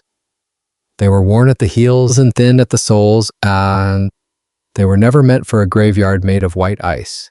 I didn't say goodbye to her. A goodbye felt too much like an irreversible end. Instead, I leaned down and whispered into the heat of her ear, "I am going to bring the morning back to you." She didn't move a muscle. Her breath was a thin, whistling wire in the dark. I turned to the window I had cleared of frost earlier. The snow had piled against the glass in a solid white wall. I pushed with the weight of my entire body. The frame groaned and shrieked like a dying animal. A cascade of frozen powder tumbled onto the floor. I climbed out into the open throat of the beast. The wind didn't just blow. It slapped me with the force of an angry god. It was a physical weight that tried to shove me back into the room. I stepped onto the massive drift outside. The world beneath me had completely disappeared. Boston was gone. The familiar streets of the South End were buried under 20 feet of terror. This was the Great White Hurricane of 1888. History would remember the hundreds who died in their tracks tonight. I was walking on a level with the second-story signs of the shops. The sky was a bruised purple, heavy with the weight of more snow. The air was so cold it felt like swallowing shards of broken glass. Every breath was a small, private war in my lungs. I started toward the center of the buried city. I knew a doctor who lived on Harrison Avenue, a man named Miller. He was old and possessed a kindness that didn't care about money. My feet sank into the frozen crust of the drifts. The snow was not soft or welcoming. It was a jagged, crystalline trap designed to kill. Within 100 yards, I could no longer feel my toes. It wasn't a sudden, sharp pain. It was a slow, agonizing retreat of my own body. The feeling left my ankles, then moved to my shins. I moved like a wooden doll controlled by fraying strings. I saw a horse-drawn streetcar abandoned in the middle of a block. Only the rounded roof was visible above the white sea. The horses were gone. Perhaps they had been led away to some phantom stable. Perhaps they were beneath my feet, frozen in their harness. I didn't stop to look for them. I couldn't stop. Stopping meant becoming a permanent part of this landscape. I remembered my father's voice from the long winters in Maine. "Move or die, Arthur." I moved. I saw a sudden flash of yellow light near a corner. A lantern swung in the haze.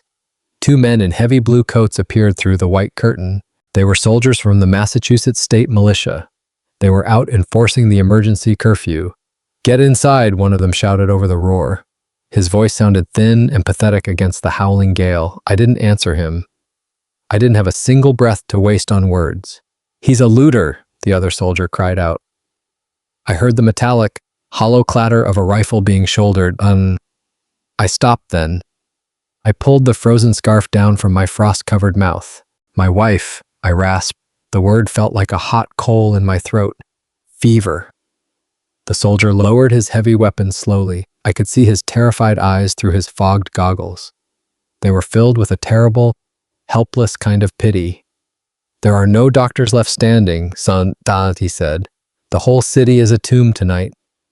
"Miller," I said, gasping for the freezing air. "I have to get to Miller." The soldier shook his head in the wind. "The drifts on Harrison are 30 feet deep. You won't make it 2 more blocks before you drop." I looked past him into the white void. The darkness was absolute and unforgiving.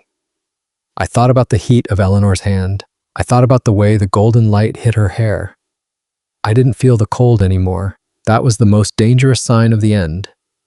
When the pain stops, the soul begins to drift away. I walked past the soldiers without another word. They didn't try to stop me this time. They knew they were watching a man walk to his own funeral. Dignity is not found in survival alone. It is found in the refusal to let the light go out. Justice is the promise a man keeps to the woman he loves. I reached a row of towering brownstones. The wind was funneling between the buildings like a jet of pure ice. It knocked me to my knees with a sudden, cruel blow. I didn't try to stand up again. I crawled, I used my bare hands to dig into the packed snow. The jagged ice tore at my fingernails until they bled. I didn't feel the blood freezing on my skin. I thought about the night I told her she would never walk alone. I was a man who lived and died by his word. If she was walking through the valley of the shadow, I would be the light. I found a signpost buried nearly to the very top. I gripped the cold iron and pulled myself forward. I would find the medicine. I would bring her the morning, or I would die in the attempt. Love is not a feeling. Love is a finished work of sacrifice. I reached for the next drift. I whispered her name into the storm. The wind tried to steal it. But I held on. I kept moving. The city was a grave, but I was still a living man. I was coming for her, and the storm could not have us both. Harrison Avenue was a white void. The wind howled with a prehistoric hunger. My vision fractured. The world began to spin in a dizzying, nauseating circle. The blinding white of the great blizzard of 1888 bled into a dull, humming gray. My brain was starving for oxygen and warmth. I began to see things that were not there, the ghost of a memory manifested in the middle of the drift. I saw my mother. She was standing in a field of tall, summer grass. The sun was a gold coin above her head. She held a cracked ceramic bowl filled with warm, frothing milk. The steam rose in gentle curls. It smelled of home. It smelled of a life before the ice. I reached out with my blackened fingers. I wanted that warmth more than I wanted my next breath. Suddenly, a sharp, stinging slap cracked across my cheek. The field vanished. The milk turned to slush. It wasn't my mother's hand, and it was a gust of wind carrying a shard of ice. The storm was mocking me. It was playing with its food before the final kill. I forced myself up. My legs were no longer part of me. They were heavy pillars of lead. They were frozen wood. I looked down at my hands. The skin was white and waxy. The joints were swollen. These were not the hands of a master carpenter. These were not the hands that could plane a piece of oak until it was smooth as silk. They looked like the hands of a ghost. They belonged to a man already dead. A faint glow flickered through the swirling chaos. It was a single window. It sat high up in a stone house. In this dead, frozen world, it was the only sign of life. The great white hurricane had extinguished every other lamp in Boston. But that one burned. It had to be him. It had to be Dr. Bennett. I tried to shout his name. My throat was a dry, rusted pipe. My voice was a pathetic rattle. The wind swallowed the sound before it left my lips. I fell again. My knees hit the buried cobblestones with a sickening thud. But this time, the snow didn't feel cold. It felt strangely, dangerously warm.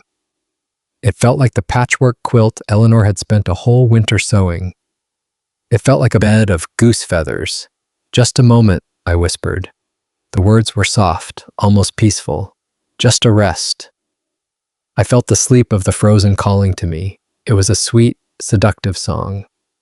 Then, her face appeared in the dark of my eyelids. Not the pale, sweating Eleanor of the attic. I saw the woman who laughed at my terrible jokes. I saw the woman who smelled of lavender and fierce hope. She was the only justice I had ever known in a world that favored the rich. She was my dignity. I pushed my face into the stinging, jagged snow. I needed the pain to stay awake. The agony returned. It was a glorious, screaming fire in my nerves. I welcomed it. Pain meant I was still a living man. I dragged my body toward the light. Every inch felt like a mile across a desert. Every heartbeat was a muffled drum in my clogged ears. I reached the door. The drift had piled up nearly to the handle. I hammered on the thick wood with my frozen fists. The sound was wrong. It sounded like hollow bone hitting a drum. I fell against the heavy oak frame. I pressed my ear to the crack. I listened for a footstep. I listened for the sound of a human life inside. I had traveled across the end of the world for a single drop of medicine. I was a man of my word, but the clock in my chest was winding down. The cold began to settle into my heart. It was an iron weight, heavy and final. I closed my eyes. I didn't see the doctor. I saw our attic. I saw the small lamp guttering out. "I'm here, Eleanor." I breathed against the wood. "I'm almost home." Back in the attic, the silence was no longer empty. It was a heavy, suffocating presence. It sat on my chest like a block of granite from the Quincy quarries. Arthur had been gone for hours. The small cast iron stove had hummed its last song. It was cold now. The heat had fled through the cracks in the roof. I could hear the frost growing. It crawled across the inside of the window panes. It sounded like tiny, crystalline teeth gnawing at the glass. The fever had ebbed for a brief moment. It left me with a terrifying, icy clarity. I knew what this was. It was the lightning before the end. My mother had looked at me with that same sharp light. It happened the night before the red fever took her in the tenements. It is the soul's way of saying goodbye. It is the spirit gathering its things before the body lets go. I tried to lift my head. The room tilted violently. The shadows danced like mocking spirits. I waited for the world to stop shaking. I needed to move. I couldn't leave him with nothing. I couldn't let him return to a silent bed and a cold room. He deserved more than a corpse. My fingers fumbled along the edge of the crate. We called it a nightstand, but it was just scrap wood. I found the small cedar box. Arthur had carved it for me during our first spring. He had used a single block of wood. He said he wanted to make something that couldn't be broken. Inside, beneath a sprig of dried lavender, was a stub of lead pencil. I searched for something to write on. I found a scrap of paper. It was a wrinkled receipt from the lumber yard. It was the record of his hard labor. The back was blank. It was a small white field waiting for my footprints. I rolled onto my side. The movement cost me more strength than I had left in my bones. The pencil felt like a heavy iron bar. My knuckles were white and swollen. The cold had turned my joints to stone. I pressed the lead to the paper. The first mark was a jagged, ugly scratch. I closed my eyes. I pictured his face. I saw the way his brow furrowed when he worked. I saw the way he looked at a piece of oak. He saw the beauty hidden inside the rough bark. He had seen the beauty in me when no one else did. Arthur, I wrote. The name looked like a prayer. A fit of coughing racked my body. It nearly shook the pencil from my hand. I tasted copper in my mouth. I waited for the tremors to pass. I wrote about the night he found me. I wanted him to know the truth. I had been dead long before the storm hit Boston. I was a ghost wandering the docks. I was looking for a place to vanish into the Atlantic. Then, he had reached out his hand. His skin had been warm. His calluses were a promise of protection. It was the first heat I had felt since the sickness took my sisters. I wrote about the patchwork quilt. I wanted him to realize its secret. I wasn't just sewing fabric together to stay warm. I was sewing myself back into the world of the living. Every stitch was a reason to stay. Every scrap of calico was a memory he helped me reclaim. The wind screamed outside, but it was a banshee trying to tear the shingles from our roof. The old house groaned under the weight of the snow. The lamp on the floor guttered. The oil was almost gone. The light turned a deep, bruised orange. It cast long, distorted shadows across the rafters. I forced my hand to keep moving. My handwriting was a series of drunken, tilting mountains. I told him about the soup. I told him that the smell of potatoes and onions would be my heaven. He thought he was just feeding a hungry girl. He didn't know he was feeding a starving soul. He gave me back my dignity. I wrote about the soap. I told him the sting of the lie on my hands made me feel real. It made me feel like I belonged to the earth again. The work wasn't a burden to me. It was a privilege. It was an honor to clean a house that finally felt like mine. You gave me a home, I wrote. I underlined the word home 3 times. I pressed so hard the lead snapped. I wanted him to feel the depth of that word with his thumbs. A single tear fell. It hit the yellowed paper. It bloomed like a dark flower. It smudged the word love. I didn't try to fix it.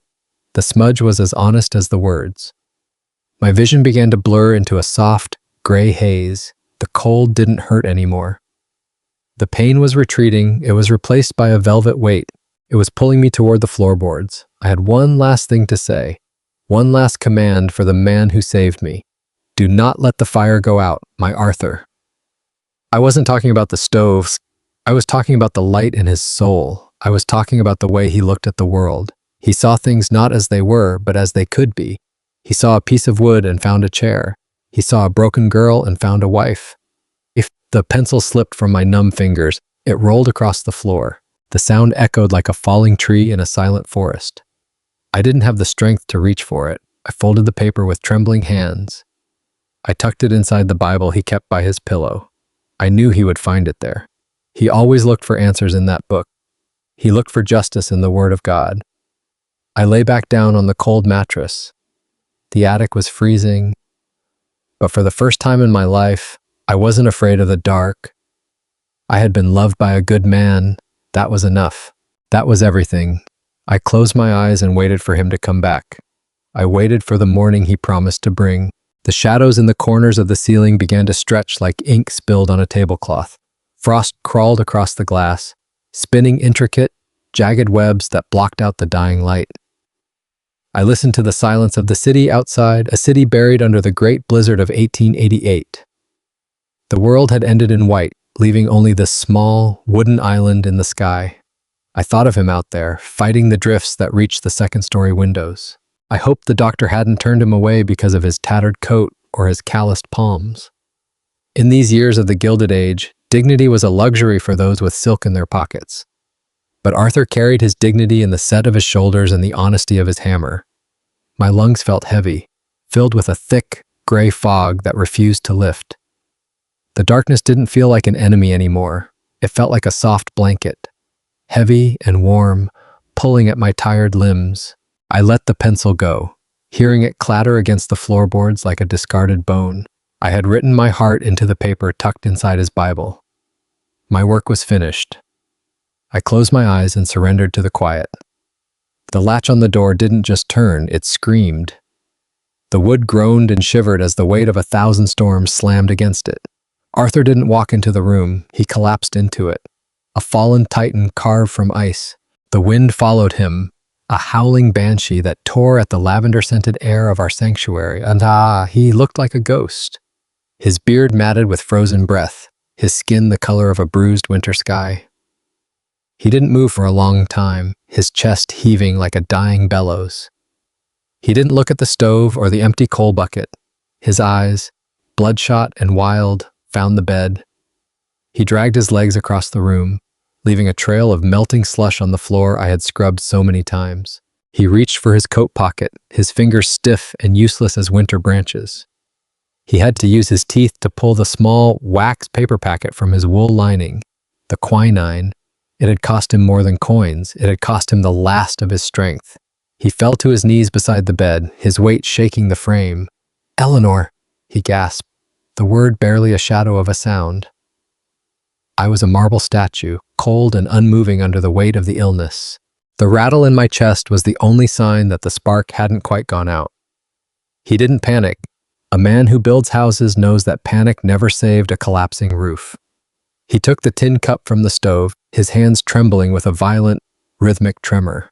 The water was barely warm, the fire having died hours ago. He tore the packet open with his teeth, spilling the bitter white dust into the water.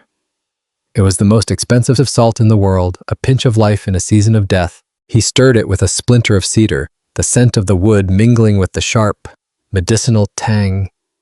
He lifted my head, his arm a solid, shivering beam of support. I felt like a bird made of dried glass, ready to shatter at the slightest touch. "Drink, my heart," he whispered. The water touched my lips, bitter as regret. My jaw was locked, a gate rusted shut by the fever. I saw the terror in his eyes then, a raw, primal fear that his sacrifice had been in vain. He didn't give up. He gently pressed his thumb against my chin, prying the resistance away with a carpenter's precision. A single drop rolled onto my tongue, then another. I coughed, a hollow, dry sound that felt like it would tear my ribs apart. "Heart, swallow," he pleaded, his voice cracking like a dry reed. "Don't leave me in this house alone." The muscle in my throat moved, a slow, agonizing ripple. I took the bitterness. I took the life he had dragged through 5 miles of snow. He fed me the rest of the cup, drop by drop, as if he were watering a dying rose in a desert. When it was gone, he stripped off his frozen layers, his movements slow and mechanical. He piled every scrap of fabric we owned onto the bed, the wool blankets, the heavy rugs, and the patchwork quilt I had sewn by the light of a single candle. That quilt was a map of our lives, made of scraps from his first work shirt and my wedding dress. Han even laid his own body over me, trying to force his remaining heat into my skin. I took my hands and tucked them under his armpits, breathing on my knuckles. "I am a man of the earth," he thought, staring at the ceiling. I have built cathedrals for the wealthy and barns for the poor. I have always believed that if a man does his work well, the world will be fair. But the world is not fair, and the law of the city is not the law of the heart. Justice is not something found in a courtroom. It is something a man carves out for those he loves. He looked at my pale face and felt the crushing weight of his own helplessness. Lord, he whispered, his voice a low vibration against my shoulder. I have never asked for an easy path. I have carried the timber and bent my back until it broke. I have accepted the hunger and the cold without a curse. But do not take the light from this room. If a price must be paid for her breath, take mine. My hands are tired, but her heart is still full of songs. Leave me the songs. A tear, hot and heavy, fell from his cheek and disappeared into the quilt. Outside, the wind slammed against the attic window, a wolf trying to find a way in. The 1888 storm didn't care about love or labor. It was a cold, indifferent force of nature. But inside, the air was changing. The silence grew heavy, but it was no longer the silence of the grave. Hours passed in a blur of shivering and prayers. Arthur stayed pinned to my side, his eyes fixed on the small space between my lips. He watched for the moisture, for the sign that the fire of the fever was finally burning out. The lamp flickered and died, leaving us in a world of gray and blue. Then, the change came. The dry, terrifying heat of my skin began to break into a damp, cooling sweat. The gray shadow on my temples began to recede, replaced by a faint, ghostly pink. My eyelids fluttered, heavy as leaden curtains. I saw him through a veil of exhaustion, my Arthur, covered in the salt of the sea and the ice of the sky. I saw the way his hair had turned white at the temples in a single night. I saw the cost of my life written in the deep lines around his mouth. I couldn't speak, but I moved my hand. I found the bridge of his nose, my fingers tracing the familiar strength of his face. His eyes opened, and for a moment, the world stopped spinning. There was no storm, no poverty, and no hunger. There was only the recognition of two souls who had looked into the abyss and refused to let go. I smiled, a tiny movement that felt like the first flower of spring. Arthur let out a sound that was half sob and half laugh. The weight of the sky seemed to lift from his chest. He wasn't a hero in the books of history, but he was the king of this small, wooden world. He realized then that courage isn't the absence of fear, but the decision to walk through it for someone else.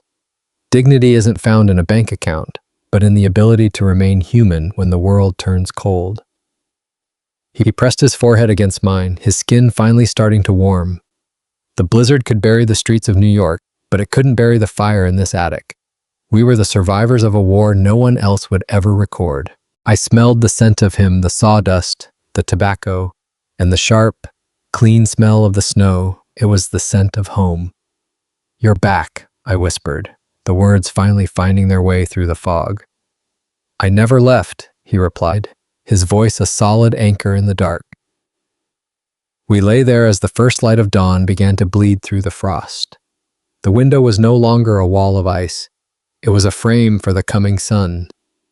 The white world outside was silent and still, a clean slate for a new day. Inside, the stove was cold, but the light in his soul was burning brighter than ever. We were alive, and in that moment, that was all the justice the world owed us.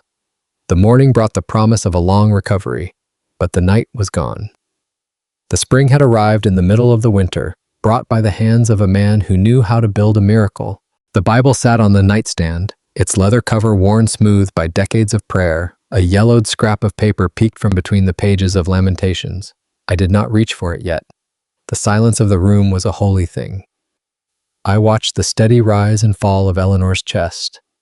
Each breath was a quiet victory against the great blizzard of 1888. The white hurricane had tried to claim her, but she remained. Her breathing was deep. It was rhythmic. It was the sound of a promise kept by a God who still listened to carpenters. I knew in that moment I would never let her slip away again. Every board I planed from this day forward would carry her name. Every nail I drove into the heart of New England oak would be a testament to her survival. The carpenter's prayer had been answered in the simplest of ways. He had left me her heart. That heart was beating in perfect time with the ticking of the clock on the mantel. The suffocating darkness of the fever had finally retreated. The bitter medicine had eased her fever, but rest, warmth, and the stubborn strength inside her had carried Eleanor through the night. But it was the stubborn, unyielding love of 40 years that had finished the work. It had pulled us both back from the precipice of a cold, lonely grave. I closed my eyes and allowed the weight of the last 3 days to settle. I slept. It was the first true rest I had known since the telegraph lines went down across Massachusetts. I was no longer a solitary man fighting a frozen world. I had my Eleanor. She was my North Star. She was everything I had ever built toward. The world outside eventually woke in a coat of blinding, unforgiving white. The wind, which had howled like a wounded beast for 60 hours, finally surrendered.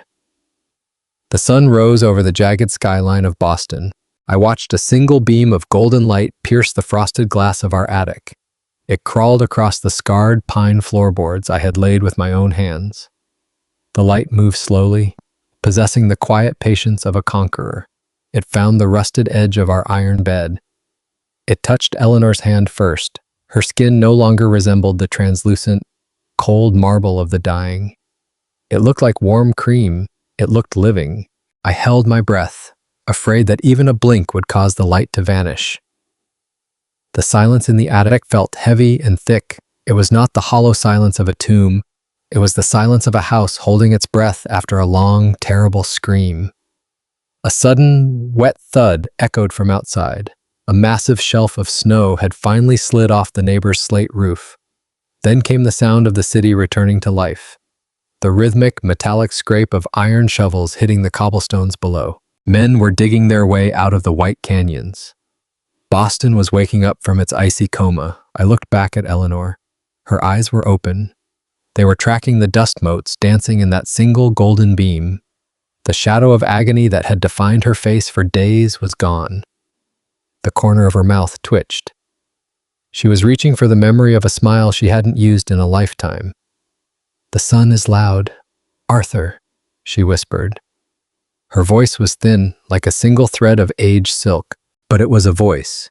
It was not the desperate gasp of a woman drowning in her own lungs. It carried the undeniable weight of a heartbeat. I reached out and brushed a stray, silver lock of hair from her damp forehead.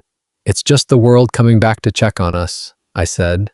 My own voice sounded like gravel grinding together in a dry creek bed. I helped her sit up. It was a slow, delicate dance governed by gravity and fragile bones. I moved with the caution of a man handling the last piece of fine china in a house of ruins. She leaned her head against my shoulder. I felt the heat of her skin. It was no longer the dry, scorching fire of a fever. It was a steady, human warmth. She smelled of the bitter medicine I had forced into her.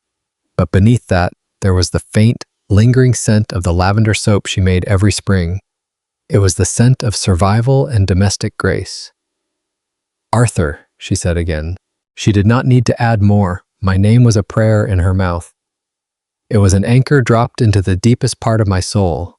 I felt her weight against me, solid and undeniable. It was a good weight. It was the weight of a future I hadn't dared to dream of when the coal ran low. I wrapped the heavy patchwork quilt around her narrow shoulders. I tucked the edges under her chin as if she were a child. I carried her the short distance to our small, frosted window. The glass was still etched with crystalline forests of ice. I used the side of my thumb to melt a small circle in the frost. The biting cold stung my skin, but it felt like a holy greeting. We looked out together at the ruins of the storm. Boston was buried under a sea of blinding white. The chimneys looked like blackened fingers reaching out of the drifts. They were searching for the air. The familiar streets were gone. They were replaced by white canyons where men moved like tiny, dark beetles. The sky above was a blue I hadn't seen since I was a boy in the fields. It was a deep, piercing, unforgiving blue. It was the color of a promise kept by the firmament. "I thought I would never see the sky again," she murmured. She pressed her forehead against the cold glass. "It looks different now, doesn't it? Everything looks different now." I replied. I saw the city with new eyes. The hardship of our lives had not evaporated, but the terror had been broken. We stood there for a long time in the silence. We watched the white smoke rise from 100 different hearths across the neighborhood. Each plume of smoke was a small, quiet victory. Each one meant a family had made it through the long night of the soul. Then Eleanor turned her gaze toward the door. It was the door I had battered with my shoulder in the dark when the wood froze shut. The door that had felt like the entrance to a stone tomb. "I want to breathe the air, Arthur," she said. Her hand tightened on my forearm. I hesitated, my carpenter's mind calculating the risk of the chill. The air outside was still sharp enough to cut a man's lungs like a knife. But I saw the light in her eyes. It was the same spark I saw 30 years ago when we stood at the altar. It was a fire that no blizzard could ever hope to extinguish. It was the spark of human defiance. "All right," I whispered. I helped her to her feet. Her legs were shaking beneath the hem of her nightgown. She looked like a newborn fawn trying to stand on the surface of a frozen pond. I put my arm firmly around her waist. She gripped my forearm with a strength that surprised me. Her fingers were thin, but her grip was made of iron and history. "One step," I whispered. The floorboards groaned under our combined weight. It was a familiar, comforting song of home. She took a step, then another. Her breath hitched in her throat. Her face was pale with the immense effort of simply existing. I could feel the micro movements of her muscles as they fought to remember their purpose. She was leaning hard on me. I could feel the rhythm of her heart through her ribs. It was a fast, frantic drumming, like a bird trapped in a cage. We reached the door. I unbolted the heavy iron latch with my free hand. The sound echoed through the quiet attic like a gunshot in a canyon. I pulled the door open. The air hit us like a physical blow to the chest. It was pure. It was sterile. It smelled of nothing but frozen water and the distant, impossible promise of April. Eleanor closed her eyes and tilted her head back toward the rafters. She drew in a long, shaky breath, filling her lungs with the winter's cold. She let it out as a thick, white cloud that danced in the morning sunlight. "It's clean," she said. She sounded like she was tasting the very essence of life itself.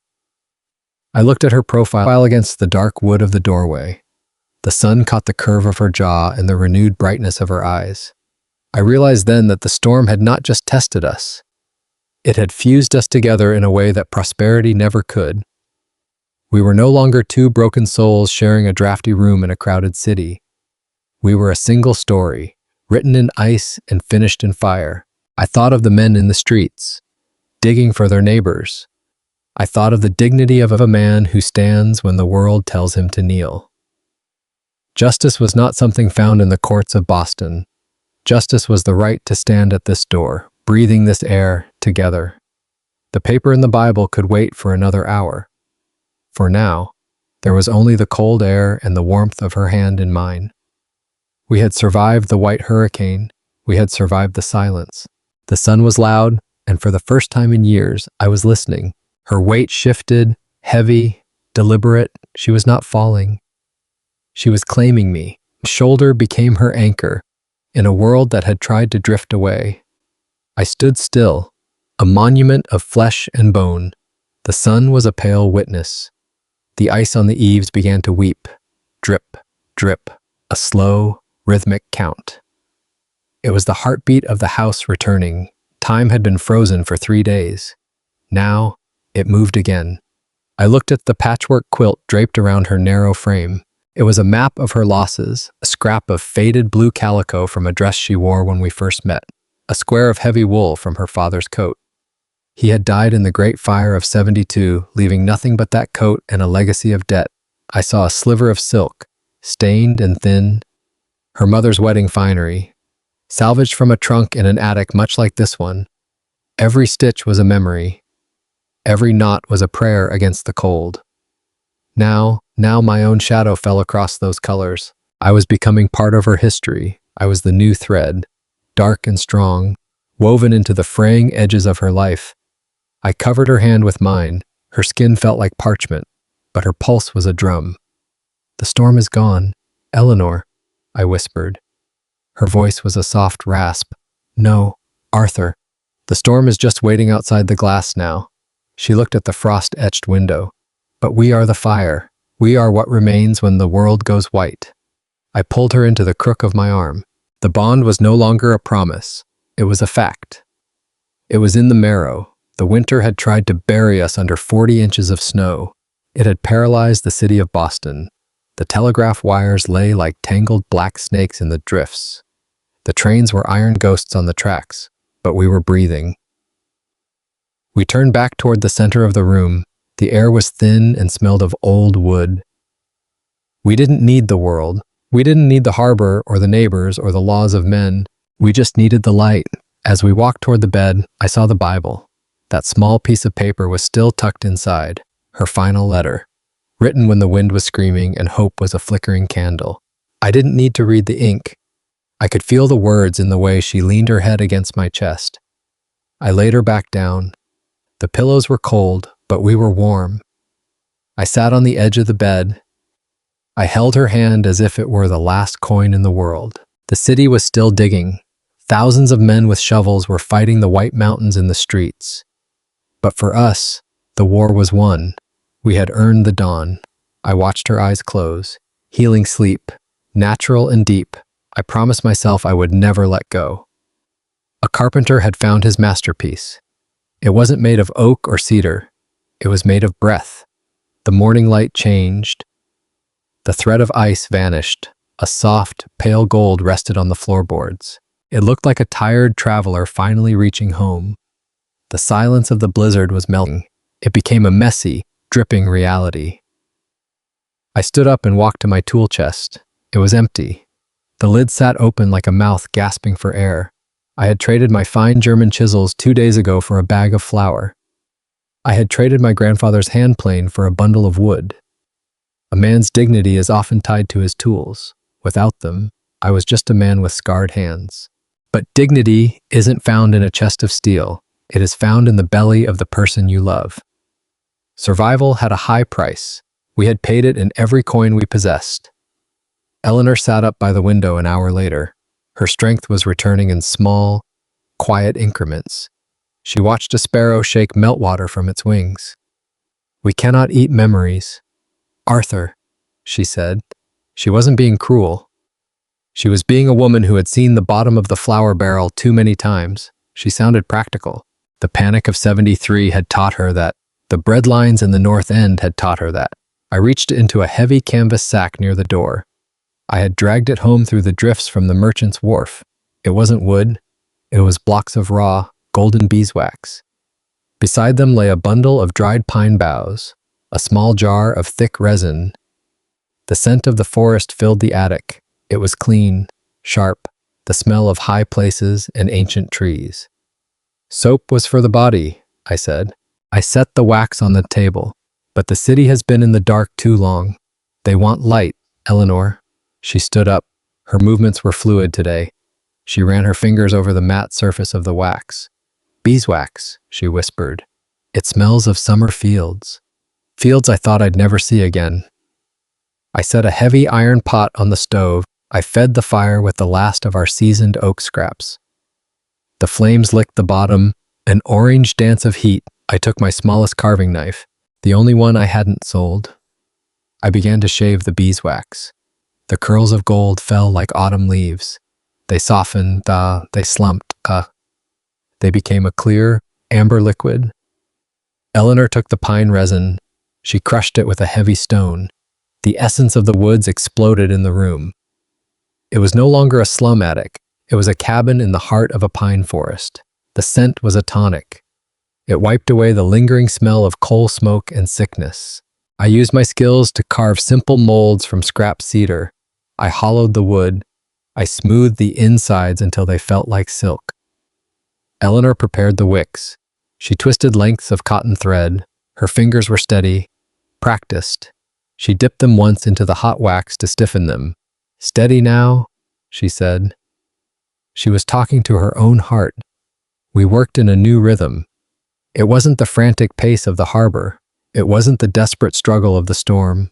It was a slow choreography, a dance of creation. I poured the liquid gold into the cedar molds. The wax hissed. A thin skin formed instantly. Eleanor placed the wicks exactly in the center. She held them until the wax gripped. Our hands brushed. Every touch was a silent conversation. It was the heat of the wax. It was the heat of a shared purpose. The first candle cooled, a pale, translucent pillar. I popped it from the mold. The cedar had left a faint, grain-like pattern on its sides. It was beautiful. Simple. Eleanor brought it to her nose. She inhaled deeply.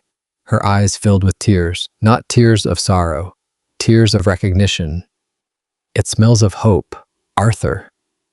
It smells like a hearth that never goes out. I looked at her, truly looked at her. The lines around her eyes were maps of every winter we had survived. I sold the tools, Eleanor, I confessed.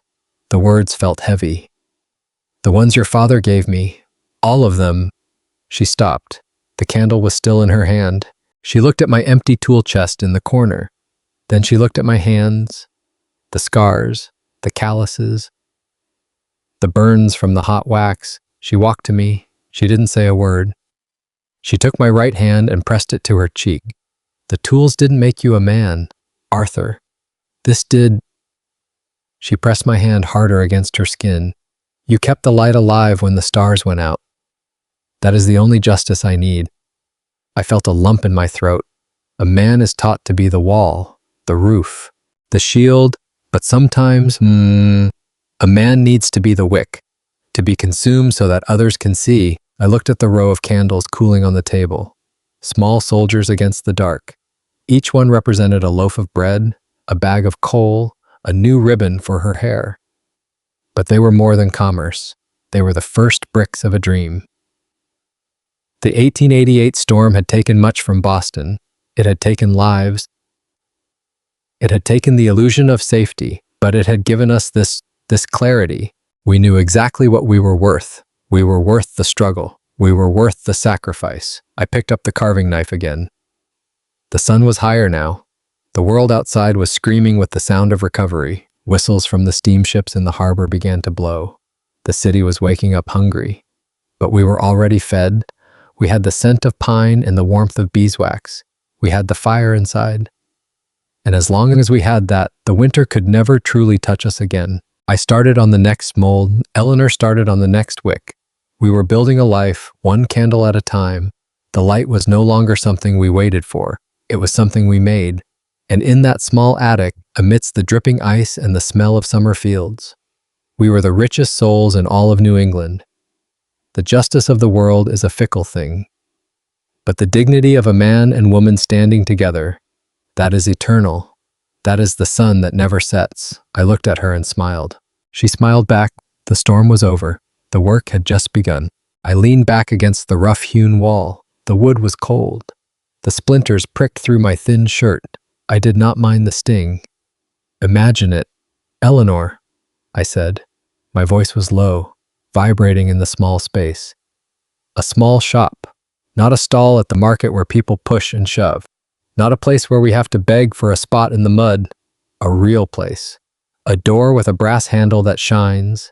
A window that stays clean and clear. She sat across from me. The amber light of the melting wax reflected in her eyes. She looked like a saint in a cathedral made of shadows. A shop for things that make a house a home, she added. Her voice had a dreamy quality. It was a sound I had never heard in the months of winter. Your woodwork on the shelves, she whispered. My candles and soaps filling the air with the smell of peace. We could call it the hearth and hem, I smiled. The thought warmed me more than the small stove. Or just Arthur and Eleanor's. Simple, honest, a name that means a promise kept. She reached out. She took my hand. Her skin was waxy. She smelled of pine and resilience. A place where the blizzard can't reach us, she whispered. We were not just talking about a building. We were talking about dignity. In the Boston of 1850, dignity was a luxury for the wealthy. The city was a jagged place. The know-nothings were marching in the streets. They hated the newcomers. They hated the poor who smelled of the sea and the struggle. But in this attic, we were sovereign. We were talking about the end of being at the mercy of the world. The dream felt tangible. It was as real as the wax cooling on the table. It was a vision of a life where we didn't just survive the day. We owned the day. I picked up a piece of charcoal from the hearth. The floorboards were my canvas. I began to sketch. I drew a wide counter. I drew built-in cabinets for the herbs and the oils, a space for her to work where the sun hit just right. She watched my hand move. Her chin rested on her palm. She was memorizing the lines. "It would need a bell," she said. "A small, silver bell. One that rings when someone comes in from the cold. A sound that says, 'You are safe now.' I'll find the finest bell in Boston," I promised, "even if I have to forge it myself from a fallen star." We spent the evening pouring more wax. The room grew warm. It felt almost tropical compared to the world outside. The shadows on the walls danced to us. Our trial candle flickered. It burned with a steady and smokeless flame. The pine scent deepened. It was a quiet victory. I realized then that we were no longer just refugees of the winter. We were architects of our own future, the carpenter and the maker. We were pouring our souls into these small pillars of light. Every candle was a rebellion. It was a promise that the dark would never be that absolute again. I looked at Eleanor in the soft glow. The lines of worry on her face had smoothed out. She looked like the woman I had seen in the snow, but restored, polished by hope. "We will get there, Arthur," she said. She was looking at the charcoal sketch on the floor. "Step by step, one candle at a time," I replied. I blew out the trial flame. The thin trail of smoke smelled of summer pines and unspoken vows. We lay down that night, not fearing the morning. The dream of the shop sat between us like a guardian. It was a small light, but it was enough to see by. The attic was quiet.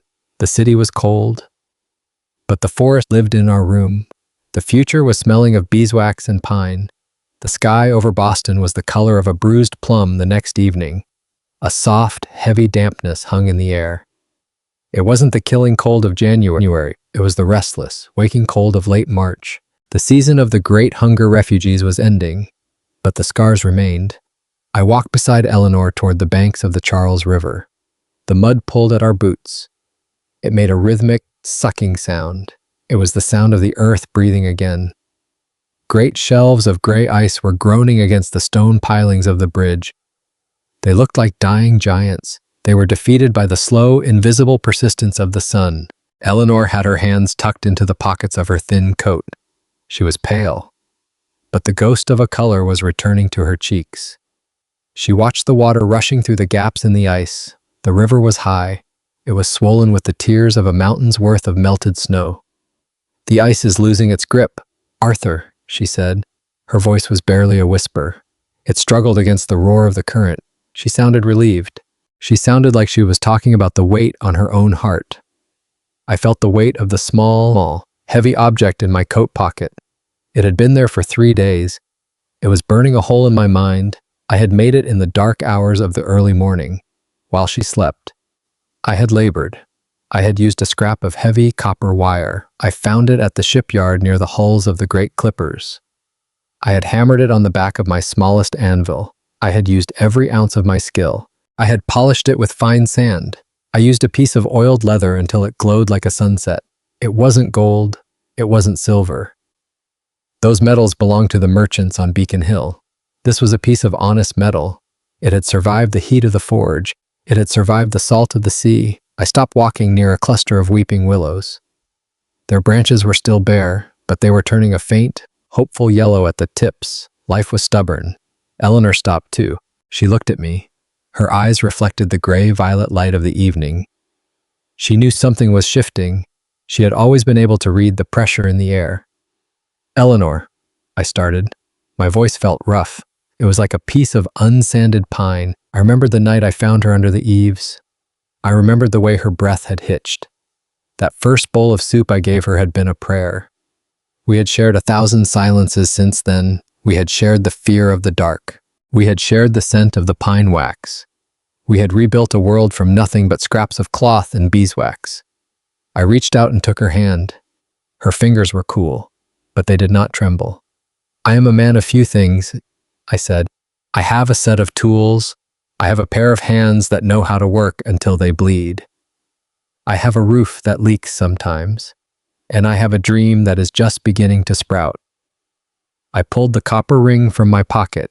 It caught the dying light of the day. It was a simple circle, perfectly round, solid, unbreakable. Eleanor looked down at it. She didn't gasp. She didn't scream. She just went very, very still. The ice crashed against the bridge upstream. It was a sound like a distant cannon. I cannot give you silk dresses, I told her. I cannot give you a carriage with matched horses. I cannot promise you that the wind will never blow cold again. The world is a hard place, Eleanor. Justice is a ghost we chase. But dignity is what we make with our hands. I am offering you the center of my life. I slid the ring onto her finger. The copper looked warm against her fair skin. It was a humble contrast to the grand houses in the distance. I promise you this, I said. I stepped closer. I could smell the faint scent of lavender and wood smoke on her. You will never have to walk the snow alone again. Whatever comes, it will have to get through me first. My back is your wall. My hands are your hearth. She looked up at me. Her eyes were swimming with a brightness. It was a light that didn't come from the sky. One single tear broke free. It traced a slow path down her cheek. It wasn't a tear of sorrow. It was the sound of the ice finally breaking. Arthur, she whispered. She gripped my hand. The copper ring pressed into my palm. It is more than gold. It is the truth. We stood there as the purple twilight swallowed the river. The city of Boston hummed in the distance. It was a city of strangers and cold laws, but on the banks of the Charles, we were home. We stood together, a carpenter and a maker, two souls who had turned a bitter winter into a golden spring. The wind picked up. It carried the scent of wet earth and coming rain. But we didn't move. We held the moment. We held the promise. The copper ring was a small circle, but it was large enough to hold the entire world. And for the first time in my life, I knew. We were not just surviving, we were beginning to live. The light was ours. The future was ours, and we would build it, one heartbeat at a time. She didn't wipe the tear away. She reached up. Her thumb traced the jagged line of my jaw. It was rough with a day's growth of beard. Arthur, she whispered. One word. It carried the weight of every winter we had survived. It's enough. She leaned into me. Her forehead rested against my chest. I wrapped my arms around her. I pulled her into the shelter of my heavy wool coat. The world around us was alive with the sound of the thaw. The Charles River groaned. Ice cracked like distant musket fire. The city clanged with the return of industry. Steam whistles shrieked from the distant factories. But in the circle of our embrace, the world went quiet. It was the silence of a house when the last nail is driven home. It was the silence of a long-awaited peace. I tilted her chin up. The salt on her lips tasted like the sea. It tasted like the struggle. It was a kiss that didn't ask for anything. It was a kiss that gave everything. When we pulled apart, the first stars pricked through the purple haze. The gaslights of Boston began to flicker on. The copper ring on her hand caught the dying light. It wasn't a jewel for a ballroom. It was a band for a woman who knew the value of a fire on a cold night. The shop, she said. Her voice was stronger now. The silver bell on the door. It's no longer just a dream, is it? I shook my head. No, Eleanor. It's a plan. We will build it together. We turned toward the city. The lights of the North End were sparking to life. They looked different tonight. They didn't look like distant, unreachable stars. They looked like lamps in a window. They looked like the light we would soon be making for ourselves. The river rushed behind us. It was shedding its winter skin. The water was free. For the first time in my life, I wasn't just working for the next meal. I was walking toward a home. Eleanor gripped my hand. The copper pressed into my palm. It was a solid, grounding weight. It was the anchor I had searched for in every shipyard and timber forest. The spring was coming. We were ready. The bells of the Old North Church were heavy that Sunday. They rang with a metallic, hollow thud. The April air was damp. It smelled of sea salt and old, rotting timber. The scent followed us like a persistent shadow. We were walking back from the docks. Our boots were caked in the gray sludge of a Boston spring. The city was still recovering from the Great Fire of 1872. Scars of charred brick still lined some of the alleyways. Life was hard. Poverty was a predator that never slept. We passed the heavy oak doors of the parish. The evening fog began to roll in from the harbor. It was a thick, white shroud. Then I heard it. It wasn't the cry of a starving gull. It wasn't the wind whistling through the stone steeple. It was a thin, reedy sound. It was a sound that demanded a response from the living. Eleanor stopped. Her boots skidded on the wet cobblestones. She looked toward the deep shadows of the stone archway. There was a bundle, a small, gray knot of wool. It rested on the cold granite steps. "Arthur," she whispered. Her voice was sharper than a finishing chisel. She moved before I could blink. She knelt on the wet stone.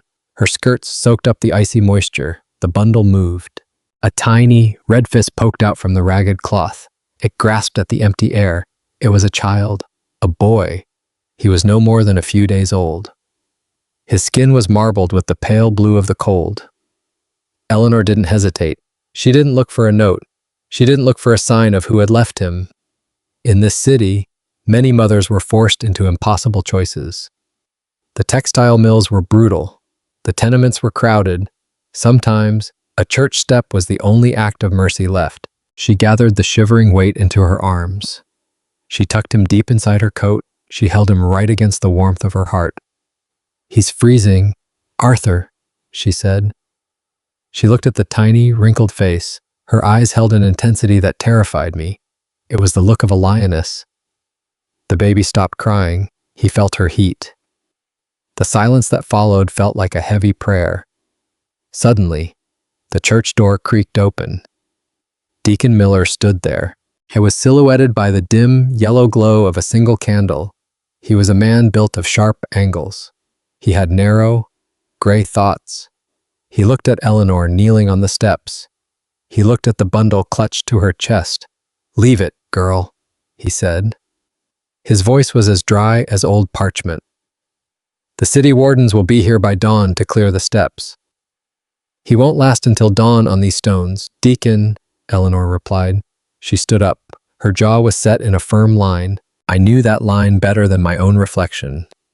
"This is a house of God," I said. I stepped forward to stand beside her.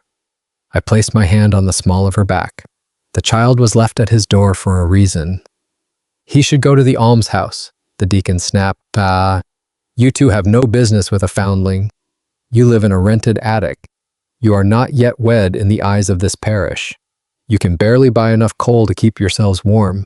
His words were meant to sting. They were meant to remind us of our insignificance.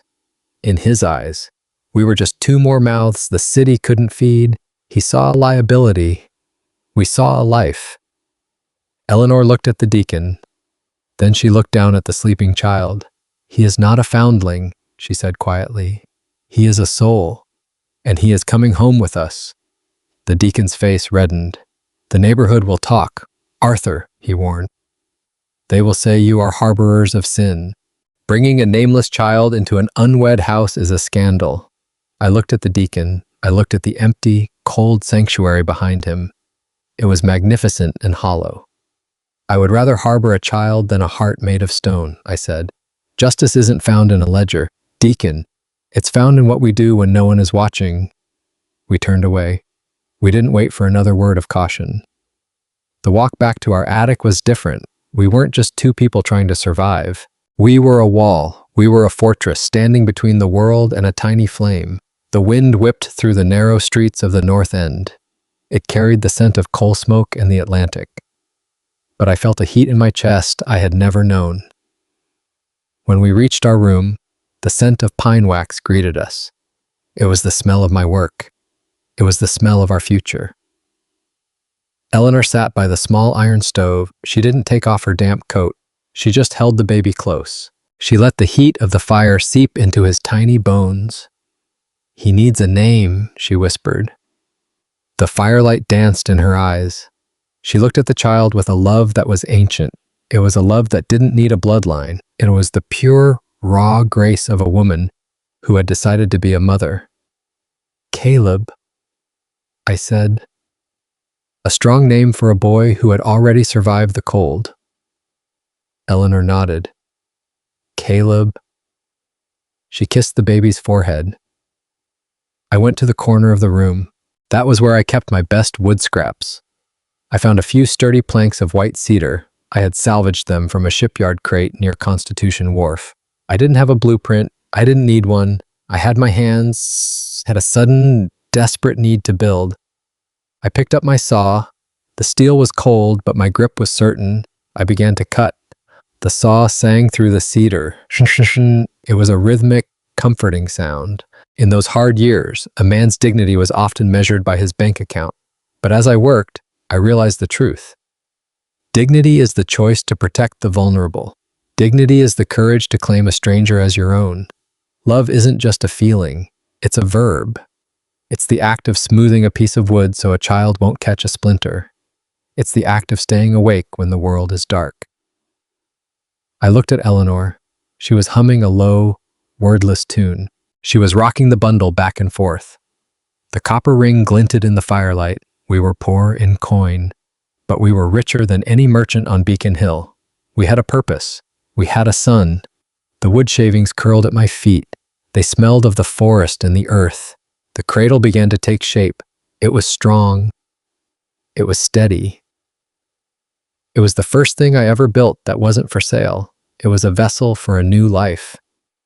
The city of Boston slept outside our window. The cobblestones were slick with rain. The shadows of the tenements were long.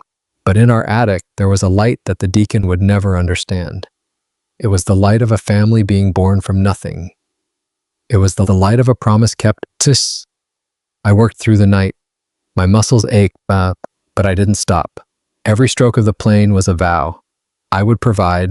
I would protect. I would teach this boy how to build. I would teach him that a man is defined by his heart, not his status. Eleanor fell asleep in the chair. The baby was tucked against her. The fire in the stove turned to glowing embers. I finished the rockers of the cradle. I touched the wood. It was smooth as silk. I placed it next to the bed. The morning sun began to bleed through the frost on the glass. It was a new day. It was a new world. We were no longer just survivors. We were guardians. We were home. And the copper ring on Eleanor's hand was the only gold we would ever need. This was not a commission for a wealthy merchant on Beacon Hill. I was not carving mahogany for the elite. I was building a vessel for a soul. The cedar was raw and fragrant. It was a sturdy box designed to hold our entire future. Eleanor sat by the small stove. She fed the baby with a rag dipped in sweetened milk. Our larder was nearly empty. The winter wind rattled the loose shingles of the attic, but we had milk. We had a fire.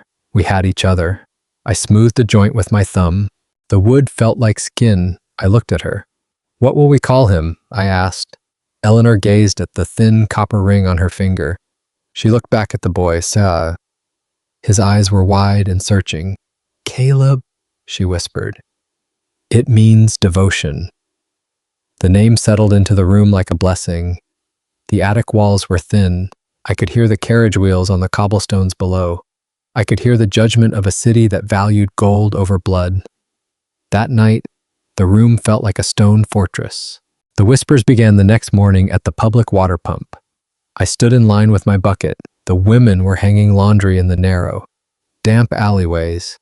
They didn't lower their voices. "Poor as church mice and taking in a stray," one said. "Disgraceful," another hissed. "Two paupers playing house with a foundling. It will end in the gutter for that boy." I kept my eyes on the ground. I didn't defend our honor with words. I went to the shipyard in East Boston. The air was thick with the scent of salt water and raw pine. The Great Republic. A massive clipper ship was under construction. I hauled timber until my breath came in ragged gasps. The beams were heavy with the weight of the sea. I worked until my palms were a map of broken blisters. My lower back burned with a dull, rhythmic ache. Every extra penny was a drop of oil for our lamp. Every scrap of salt pork was for Eleanor. Every crust of bread was for Caleb. A week later, the world came knocking. A woman from the Boston Charity League stood at our door. She wore a corset so stiff she couldn't bow her head. Her face was a mask of cold. Protestant efficiency. She looked at my cedar cradle. She noted the beeswax polish. She looked at the patchwork quilt Eleanor had sewn from rags. "This is not a suitable environment for a child," she declared. She tapped her black parasol against the floorboards. The sound was like a judge's gavel. "The boy needs a family of standing. He needs a proper legal home with a father of means." Eleanor stood by the window. Her hands were rough from lye and needles, but they did not tremble. She stood taller than anyone else in that room. The gray Boston light turned her hair into a halo of spun gold. "He has a family," Eleanor said. Her voice was quiet, but it carried the strength of iron. "He is coming home with us, and he will remain with us. I can provide for him in the ward's orphanage," the woman countered. "A drafty hall with 50 forgotten souls?" Eleanor asked. She walked to the cradle. She touched Caleb's velvet cheek. "He was left alone on a cold stone step once. He will never be alone again as long as I draw breath." The woman turned to me. She expected the logic of the law to win. She expected me to see a burden and walk away. I looked at the boy. He was sleeping in the box I had built with my own sweat. I thought of my own father. His hands were always empty. His breath always smelled of cheap gin. I thought of the promise I made by the Charles River. "The boy stays," I said. My voice was a low rumble. It was the sound of a heavy door locking for eternity. The woman huffed and gathered her silk skirts. She retreated down the narrow stairs. We knew the fight was only beginning. The parish would grumble. The city officials would return with papers and seals. But as the sun dipped below the crowded rooftops, Caleb sighed. It was the sound of a child who knew he was safe. Eleanor reached across the cradle. She took my hand. The copper ring was warm against my palm. We were still outcast. We were still the invisible poor of a rising empire. But we weren't just a man and a woman anymore. We were a foundation. The smell of cedar and pine wax filled the room. It was the scent of a home being born from the dust. A home that defied the cold rules of the world. A home that lived for the heat of the heart. The seasons stopped fighting our walls. Time began to move with us. 5 years passed since that night on the church steps. Caleb had stopped calling me Mr. Arthur long ago. The first time he called me Papa, I pretended to keep working. But the chisel remained motionless in my hand until my eyes were dry again. The city of Boston was changing. New buildings rose like giants. The cedar cradle was now a low bench for books. Caleb was no longer a bundle of soft cries. He was the boy of 6. He had dirt under his fingernails and a wild spirit. His eyes were the color of the Charles River in late autumn. The attic was no longer a place of mere survival. It was a workshop for the soul. The late afternoon sun leaned through the glass. It threw long, dusty bars of gold across the floor. I sat at my workbench. The smell of oak shavings was thick and sweet, but my tools were silent. My mallet rested on the grain. My plane sat still. I was watching the two of them by the window. Eleanor sat on a low stool. Her back was straight. Her shoulders were relaxed for the first time in years. Caleb sat at her feet. His brow was knotted in a look of pure, agonizing concentration. Between them lay a pile of raw linen. It smelled of rain and distant, unreachable fields. "The eye of the needle is a small gate, Caleb," Eleanor said. Her voice was a low hum. It was as steady as the ticking of a grandfather clock. She held a silver needle between her thumb and finger. Caleb held a length of blue thread. He had dampened the end with his tongue. He squinted. His small hands shook with the effort of staying still. "It won't go in, Mama," he whispered. The thread hit the metal and wilted. "It will," she replied. "You are trying to force it. The thread must be led, not pushed." She didn't take the needle from him. She didn't do the hard work for him. She simply waited. I watched her hands. Those hands had made soap from ash. They had made soup from thin air and prayer. They were soft now. The cracks from those early winters had healed into faint white lines. She was teaching him the art of the small. I realized then that my work was about the heavy things. I dealt in the weight of timber. I understood the bite of the iron nail. I built the shell that kept the wind from our bones. But Eleanor was building the inside. She was teaching him how to mend what was broken. She was showing him that 1,000 tiny stitches could hold a world together. This was her courage. It wasn't the loud courage of a soldier.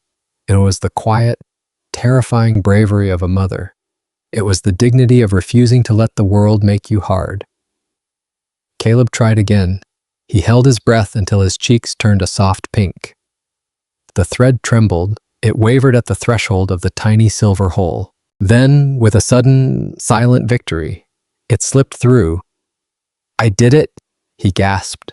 The sound broke the stillness like a stone hitting a pond. He looked up at her. His face radiated a light that the sun could never match. Eleanor smiled. It was a slow, deep warmth that reached her very soul. "Now the knot," she said. "A stitch without a knot is just a string passing through." I felt a lump form in my throat. I remembered the suffocating silence of this room before them. I remembered the cold, hollow weight of my own loneliness. I stood up and walked to the window. I placed my hand on Caleb's shoulder. "A man's worth is not in the gold he hoards," I said softly. The boy looked up at me. "It is in what he chooses to protect when the world says walk away." Eleanor looked at me. Her eyes were wet with a decade of unshed tears. She saw the man I had become because of her. I saw the woman who had saved me from a life of stone. Outside, the city of Boston hummed with progress. Factories smoked. Wealthy families dined on fine china. But in this small attic, we had something they could never buy. We had the justice of the heart. We had the dignity of the self-made. I looked at the blue thread in Caleb's hand. It was a fragile thing, but it was enough to bind 3 souls into one. Justice was not found in the courtroom of the Charity League. It was found here, in the patience of a mother, in the labor of a father, in the triumph of a child. The sun began to set. The gold bars on the floor turned to a deep, bruised purple. The fire in the stove crackled. Eleanor leaned her head against my side. The copper ring glittered in the dying light. We had survived the whispers. We had survived the cold. We were a family. And in that moment, we were the richest people in all of Boston. The ghost of my past was finally dead. It had followed me from the salt-crusted docks to the sawdust of the shipyard. It was a cold specter that sat at my table. It ate my bread. It drank my hope. But the laughter of my son chased it away. The sound rose like a bright flame. It burned the shadows out of the corners. It drove the darkness through the cracks in the roof. Caleb pulled the needle through the linen. Scritch, scritch. The sound was rhythmic. It was the heartbeat of a new legacy. I watched his small, determined fingers. He wasn't inheriting gold or vast estates. He was inheriting the art of staying, the grace of patience, the strength to remain when the world screamed at you to run. Eleanor leaned over him. Her hand was a gentle guide. "Keep them even. Caleb," she whispered, one after the other, like heartbeats. I picked up a scrap of cedar. My plane moved across the wood. The rhythm matched her voice. Thin curls of wood fell. They looked like autumn leaves on the floor. The attic breathed with us. It smelled of fresh fabric and honest sweat. The deacon's labels meant nothing now. We were not unwed harborers of sin. We were a fortress. We were a family built of salvaged oak and patchwork dreams. Caleb let out a sudden, bright peal of laughter. The blue thread had tangled around his thumb. Eleanor joined him. Her laugh was clear. It was the sound of a woman who had finally washed the salt of sorrow from her throat. She looked at me over the boy's head. Silence passed between us. It was a silence filled with 1,000 spoken promises. Her eyes told me the church steps were a world away. The Charity League was a fading nightmare. The woman in the stiff corset was a ghost of a lesser life. "Arthur, look," Caleb called. He held the linen up. The stitches were crooked. They were uneven and messy. They were the most beautiful things I had ever seen. "Strong work, son," I said. My voice was thick with a pride I hadn't earned. They'll hold forever," Caleb declared. He spoke with the terrifying certainty of a child. He turned back to his task. He squinted as the light began to fail. Shadows stretched across the floor. But these were not the shadows of fear. They were merely the coming of the night, a night that held no terror for us. We had the warmth of the stove, we had the soft glow of the lamp, we had the thread that bound our souls. I watched them until the sun dipped below the warehouse roof. The room turned to a deep, liquid amber. Eleanor stood and stretched her tired back.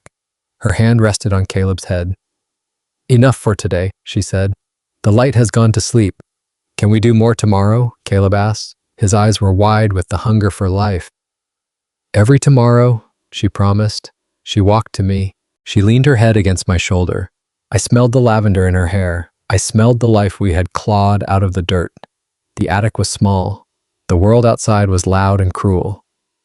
But in that golden hour, we were infinite. The ghosts of hunger were buried deep. The echoes of isolation were silenced by the boys humming. We were mending the world, one stitch at a time. I didn't feel the need to build a wall anymore. I only felt the need to keep this heat inside. Caleb gathered the scraps of fabric. He hummed a tune Eleanor had taught him. The sound was my anchor. It was proof of our victory. We hadn't won by fighting. We had won by persisting. We hadn't won by shouting. We had won by sewing. The needle was put away. The wood was stacked. The light died, but the warmth remained. Then, the world changed. The year 1893 arrived with a scream of steam and iron. The skyline of Boston was no longer a skyline of steeples. It was a forest of blackened smokestacks. They were the fingers of a new god. They belched thick, soot-heavy breath into our lungs. The rhythmic strike of my hammer began to fade. It was drowned out by the roar of the massive steam saws. They were only 3 blocks away. The Standard Furniture Syndicate had opened its iron gates. They didn't care about the grain of the wood. They didn't care about the soul of the oak. They ground the forest into dust. They pressed it back together into the shadows of furniture. They produced 40 chairs in an hour. It took me a day to sand a single spindle. My shop began to feel like a museum. It was a sanctuary of the obsolete. The dust on my tables was no longer the dust of work. It was the gray silt of neglect. Men who once came to me for wedding bedsteads walked past my door. They wanted the cheap, shiny lacquer of the factory. They wanted the low price of the machine. They didn't care that a soul lived in my hand-cut dovetails. I stood in the center of my workshop. My hands hung heavy. I felt the weight of my own uselessness. The ledger on my desk was a record of a slow death. The panic of 1893 had gripped the city's throat. Banks were folding like wet paper. Rent was due to a landlord with eyes like cold pennies. Lumber debts piled up. The mills only took cash now. They didn't believe in promises. I had become a ghost in my own life again. Each night, I returned to the attic with my head bowed. I felt the shame of a provider whose hands had been broken. The Industrial Revolution was a wheel. It was turning, and I was caught in the spokes. I sat at the table. I couldn't look Eleanor in the eye. The soup tasted like ashes. "Arthur, the wood hasn't changed," Eleanor said. It was a Tuesday evening. The rain was drumming against the roof. She reached across the table. She placed her hand over my scarred knuckles. "The wood is the same," I replied. My voice was a dry rasp. "But the world is different now. It doesn't want the woodworker. It wants the engine." Caleb watched us from the corner. His eyes were wide and uncertain. He saw the way my shoulders had begun to cave in. He felt the silence that had replaced our songs. I was a man defined by the strength of my arms. I was defined by the sharpness of my tools. Without the work, I was a hollow tree. I was just waiting for the lightning to strike. The notice came on a Tuesday afternoon. It was a stiff, yellowed paper. It was nailed to my shop door like a death warrant. Bankruptcy. Foreclosure. The words were sharp as a hatchet. They were going to sell my saws. They were going to take my planes. They were going to auction the workbench my father had built. They were taking the soul of the shop to pay for the sins of the machine. I walked back to the attic in a daze. The rain was cold. It turned the soot on the streets into a black grease. I slumped into my chair by the stove. I buried my face in my hands. The smell of cedar was gone. The smell of failure was everywhere. I didn't hear Eleanor stand up. I didn't hear her walk toward me. I only felt the weight of the world. The Gilded Age was built on the backs of men like me. But we were the fuel, not the flame. "Arthur," she said softly, I didn't look up. They're taking the shop, Eleanor. The machines went. I felt her hands on my hair. They were the hands of a woman who had survived the charity league. They were the hands of a woman who knew that walls were just wood. Let them take the wood, she whispered. God, they cannot take the man who knows how to shape it. I looked up at her. The lamplight caught the copper ring on her finger. It was a cheap thing. It was a piece of a pipe I had bent for her years ago. But in that moment, it shone brighter than the gold in the syndicate's vaults. We are going to lose everything, I said. No, she said. Her voice was iron. We are only losing the things we can buy again. She pulled my head to her chest. I heard her heart beating. It was steady. It was the same rhythm as Caleb's stitches. Outside, the city of Boston groaned. The new subway was being dug under Tremont Street. The earth was being torn open. The old world was being buried under cobblestones and steel. But in that attic, time stood still. I am a failure, I whispered into her apron. You are a father, she corrected. You are a husband. The syndicate can build 1,000 chairs. They cannot build the love in this room. I looked at Caleb. He was standing by the window. He was watching the rain. He wasn't afraid. He saw his mother's strength. He saw the way she held me. He saw that dignity wasn't found in a ledger. It was found in the refusal to break. I stood up slowly. My joints ached with the damp cold. I looked at my hands. They were stained with walnut oil and old scars. They were the hands of a craftsman. The world could take my tools. It could take my workbench. But it could not take the knowledge in my fingers. We'll go west, I said. The thought hit me like a bolt of light.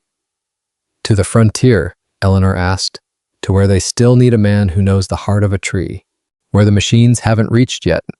She smiled. It was a small, brave smile. It was the smile that had kept me alive in the shipyard. Then we start packing, she said. We have the thread. We have the needle. We have each other. I walked to the corner and picked up my father's smallest hand plane. I tucked it into my coat. They could have the rest. They could have the heavy saws and the iron clamps. But I was keeping the soul of my craft. Justice wasn't a courtroom. It wasn't a bank balance. Justice was the right to stand tall in the face of ruin. It was the courage to walk away from a dying world. We were a family of salvaged wood. And we were going to build something new. The rain continued to fall, but the fire in the stove was still burning. And for the first time in weeks, the soup didn't taste like ashes. It tasted like a beginning. I did not hear her open the cedar chest at the foot of our bed. The hinges usually groaned like a tired soul. Tonight, they were silent. I only heard the soft, heavy thud of something being placed on the table. The sound carried the weight of a lifetime. I looked up through my scarred fingers. My palms were stained with walnut oil and the dust of a dying trade. There it was, the patchwork quilt. It lay across the scarred wood like a fallen banner. She had spent a full year sewing it from the scraps of our old lives. The blue linen from her mother's Sunday dress caught the lamplight. That dress had crossed the Atlantic in a steerage cabin in 1845. It was the color of hope and the North Sea. Beside it was a scrap of rough wool. It came from the heavy coat I wore the night I found her in the 1867 blizzard. I remember the ice in her eyelashes. I remember the way that wool kept the frost from her heart.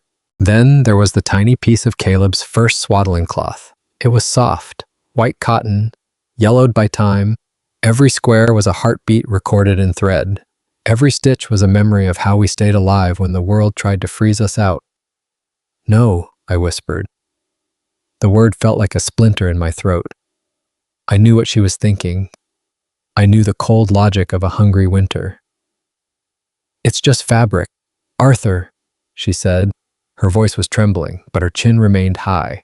It isn't just fabric, Eleanor. It's the history of us. It's your mother and the sisters you lost to the fever in the tenements. It's the only thing you have left of your blood. She didn't look away. She began to fold it with slow, reverent movements. Her fingers traced the seams. She smoothed out the wrinkles with a tenderness that broke my heart. Each pat of her hand was a goodbye. We are the history, Arthur, she said, not the cloth. If we have this attic and we have the boy, we have everything. I cannot let you sell your soul to save my pride, I said, standing up. The floorboards creaked under my boots. I grabbed her wrists, feeling her pulse. It was fast and frantic, like a trapped bird. She didn't pull away. She looked at me with a strength that made my carpentry seem fragile. This isn't about your pride, Arthur. This is about our tomorrow. The shop is gone. The steam engines and the factory whistles won this round. But they won't take our peace. We will pay the debts to the last cent. We will walk out of that shop with our heads held high. We will not be chased out like thieves in the dead of night. She pulled her hands free. She finished folding the quilt into a tight, neat bundle. She wrapped it in a piece of brown butcher paper. She tied it with a bit of twine, knotting it twice. I watched her walk to the door. The rain was a gray curtain outside the window. I wanted to scream at the sky. I wanted to burn the factory down to its soot-covered foundations. I felt the ultimate failure of a man who could no longer provide. I was supposed to be the oak. I was supposed to be the one who sacrificed his skin for the hearth. Instead, I sat in the shadows. I watched my wife sell the only beautiful thing she owned. She was gone for 3 hours. The clock on the mantel ticked like a hammer hitting a nail. I sat by the window and watched the rain wash the city gray. Boston was a city of ghosts and iron now. The panic of 1893 had turned the streets into a graveyard of ambition. Banks on State Street had bolted their doors. Men in fine suits were jumping into the harbor, and my Eleanor was out there, walking through the mud with her heart in a paper parcel. I thought about the night I first brought her home. I thought about the soup and the soap and the way she had stitched our family back together. I realized I had spent my life building boxes for people to sit on. She had been building a foundation for us to stand on. When the door finally opened, she was empty-handed. She walked to the table. She placed a stack of crumpled greenbacks and a handful of silver coins upon it. It was the exact amount: the rent for the landlord, the debt for the lumber yard, the taxes for a government that didn't know our names. She looked older. The candlelight revealed lines around her eyes that hadn't been there that morning. She had sold her family's ghosts. She had sacrificed the memory of her sister so her husband could keep his dignity. The collector at the antique shop on Charles Street knew what it was, she said. Her voice was flat and exhausted. He called it folk art. He put it in a glass case before I even left the store. He touched the blue linen. He told me it was rare and precious.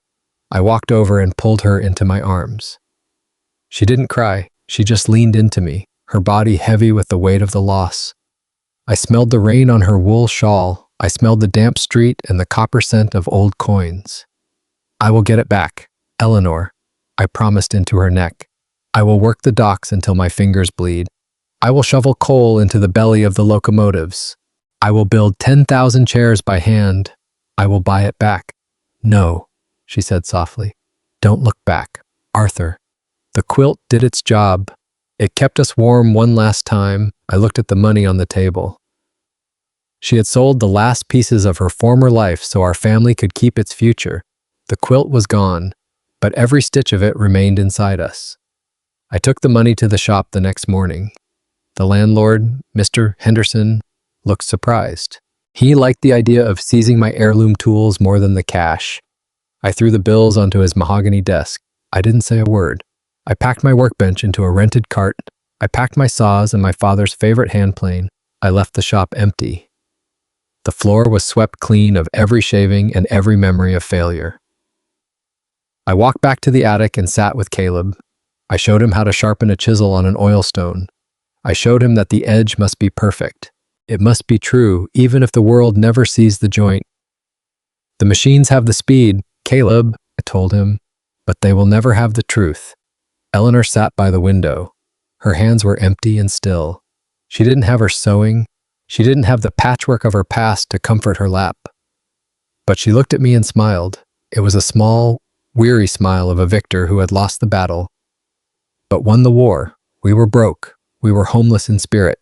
The industrial giants were howling outside our door like wolves. But we were together. I realized then that the quilt wasn't truly gone. The stitches were now inside us. They were the invisible threads holding my pride to her grace. We sat in the amber light of the attic, three small figures against the rising tide of the machine age. I reached out and took her hand. Her skin was cool from the draft. Her grip was like iron. "What now, Arthur?" she asked. I looked at my tools in the corner. I looked at the boy's wide, trusting eyes. I looked at the gray, soot-stained sky of Boston. "We go where the machines haven't found the trees yet," I said. "We go west." The decision felt like a heavy timber falling into place. The city was a cage of brick and smoke. The factory was a monster that ate men's souls, but the world was vast. And I still had my hands. I pulled her close and felt the rhythm of her heart. It beat steady and true, one stitch after the other. We were leaving the patchwork of Boston behind. We were going to find a new cloth in the wilderness. And this time, I would be the one to provide the thread. The train tickets felt like dry leaves in my pocket. They were thin and yellowed. They held the weight of every coin Eleanor had sacrificed. The Boston train station was a cathedral of iron and steam. Desperate voices echoed off the high, glass ceilings. The air was thick with the smell of burning coal and the sweat of 1,000 migrants. Everyone was moving toward a different destiny. The Great Boston Fire had left scars on the skyline. But our scars were deeper. My tool chest sat on the wooden platform. It was a stubborn, heavy ghost of a life left behind. I looked at the locomotive. It hissed like a dragon waiting to carry us into the unknown. I gripped Eleanor's hand tighter.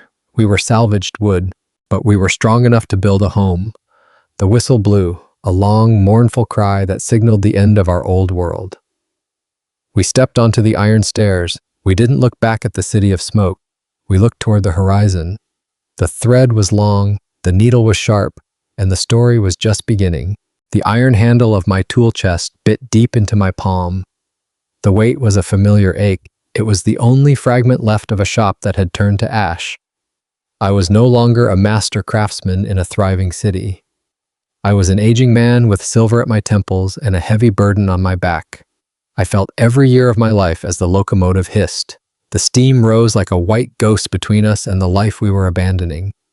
Caleb gripped a small wooden horse. His knuckles were white. He looked at the black engine as if it were a beast that might swallow us whole. Eleanor stood beside me. Her Sunday coat was thin against the Boston wind. She had mended those cuffs until the original fabric was a memory. She did not look at the smoke-stained horizon of the city. She looked at my hands. "The conductor is waiting. Arthur," she said. Her voice was a soft anchor in the chaos of the station. I felt the pull of the earth beneath my boots. This was the soil of my ancestors. It was the place where I first kissed her under a gaslight. But the panic of 1873 had taken the soul out of the streets. The banks had closed. The factories had fallen silent. Our dignity was being traded for pennies. I lifted the chest. The wood groaned against my shoulder. We climbed the metal steps. The passenger car smelled of stale tobacco and the desperate hopes of 100 strangers. We found a narrow bench in the rear. I sat by the window. The glass was cold. It vibrated with the dormant power of the engine. Eleanor pressed her shoulder against mine. She was the warmth I needed to survive the coming winter. The whistle blew. It was a long, jagged cry. It sounded like the 19th century mourning its own passing. Then came the jerk. It was a violent start. The rhythmic chug-chug began deep in the iron belly of the machine. The platform began to slide away. The brick buildings of the south end became a blur. I saw the smokestacks that had once promised progress. Now, they looked like gravestones against a gray sky. A plume of black smoke blinded us for a moment. It was a curtain closing on the first act of our lives. When the air cleared, the city was a smudge on the horizon. The tenements were gone. Skeletal trees appeared. The rolling hills of the countryside began to stretch their limbs. I looked at Eleanor. The flickering light of the passing woods danced across her face. She looked younger in the shadows. She was looking forward. "It is a wide world, isn't it?" she asked. I felt the old bitterness stir in my chest. "Too wide for a man with only a saw," I replied. She didn't let the words hang in the air. She took my hand. Her skin was rough. It was the texture of a decade of hard work and sacrifice. "You have more than a saw, Arthur," she whispered. "You have the boy." You have me, and you have the hands that know the truth of the wood. I looked down at our joined fingers. They were scarred. They were weathered. We were like two old oaks whose roots had tangled together to survive a hurricane. We weren't just fleeing a fire. We were outrunning the ghosts of the people we used to be. The train gained speed. The wheels began to sing a metallic song against the iron tracks. Caleb eventually leaned his head against my thigh. His small chest rose and fell with the rhythm of the journey. The sun began to set over the western hills. The sky turned the color of bruised plums and hammered gold. Every mile felt like a stitch being ripped from our old lives. The shop was a memory. The attic was a ghost. The machines of the East had tried to break my spirit. They had tried to tell me that a man's worth was measured by a factory clock. But here, in the vibration of the car, I felt a different truth. The West was a word I didn't yet understand. It was a map of empty spaces. But as we roared into the night, a quiet peace settled in my bones. We were travelers. We were pioneers in the winter of our lives. The darkness outside grew thick. Only the occasional spark from the engine flew past like a falling star. I held Eleanor tighter. "We are going to find the trees, Eleanor," I whispered. "I will build you a porch where the sun never turns gray." She didn't speak. She only squeezed my fingers. The train was a lone spark of humanity cutting through a vast, wild dark. We were moving toward a fortune that wasn't made of gold. We were moving toward the right to be forgotten by the city. We wanted to be remembered only by the land, for the first time in 10 years. The weight in my chest felt like a heart instead of a stone. The prairie did not welcome us. It greeted us with a silence so vast it made my ears ring. There were no cobblestones here. There was no echo of a struggling crowd. There was only the wind. It was a restless spirit combing through the tall, golden grass. We stood on a patch of earth that belonged to the sky. The wagon we hired at the railhead moved away. Caleb stood knee-deep in the blue stem. He looked like a small bird lost in an endless field. Eleanor knelt down. She touched the soil. Her fingers disappeared into the dark, damp loam. "It smells like the beginning of the world," she said. I breathed in deeply. She was right. It smelled of rain that had traveled 1,000 miles. It smelled of earth that had never known the insult of a plow. It smelled of possibility. I unbuckled my tool chest. The heavy oak box thudded against the virgin sod. The iron latches clicked open. In Boston, these tools were my burden. Here, they were my scepter. I picked up my felling axe. The steel head gleamed under a sun that felt close and holy. The first tree was a ponderosa pine. It was tall and straight as a ship's mast. I spat on my palms. I gripped the hickory handle. The first swing sent a sharp, clean thwack echoing across the coulee. The scent of fresh resin exploded. It was bitter and sweet. It was the smell of a new life bleeding out of the bark. I worked until my muscles burned. This was not the exhaustion of the docks. This was the holy fatigue of creation. Eleanor worked beside me. She cleared the brush. She gathered stones for a hearth that would one day warm our grandchildren. We were no longer survivors. We were the architects of a kingdom. I taught Caleb how to peel the bark from the logs. He used a draw knife with intense concentration. His tongue peeked out from the corner of his mouth. I was learning the language of the wood. By the time the moon rose, a single row of logs lay on the grass. It was the footprint of our future. We sat on the tool chest, sharing a crust of bread. The stars were so bright they looked like holes punched in the floor of heaven. "Arthur," Eleanor said softly. She reached into her pocket. She pulled out a small, wrinkled leather pouch. She opened it to reveal a handful of dried seeds. "These are from my mother's garden in the valley," she said. Her voice trembled for the first time. "I kept them through the fire. I kept them through the hunger. I thought I would never have a place to plant them."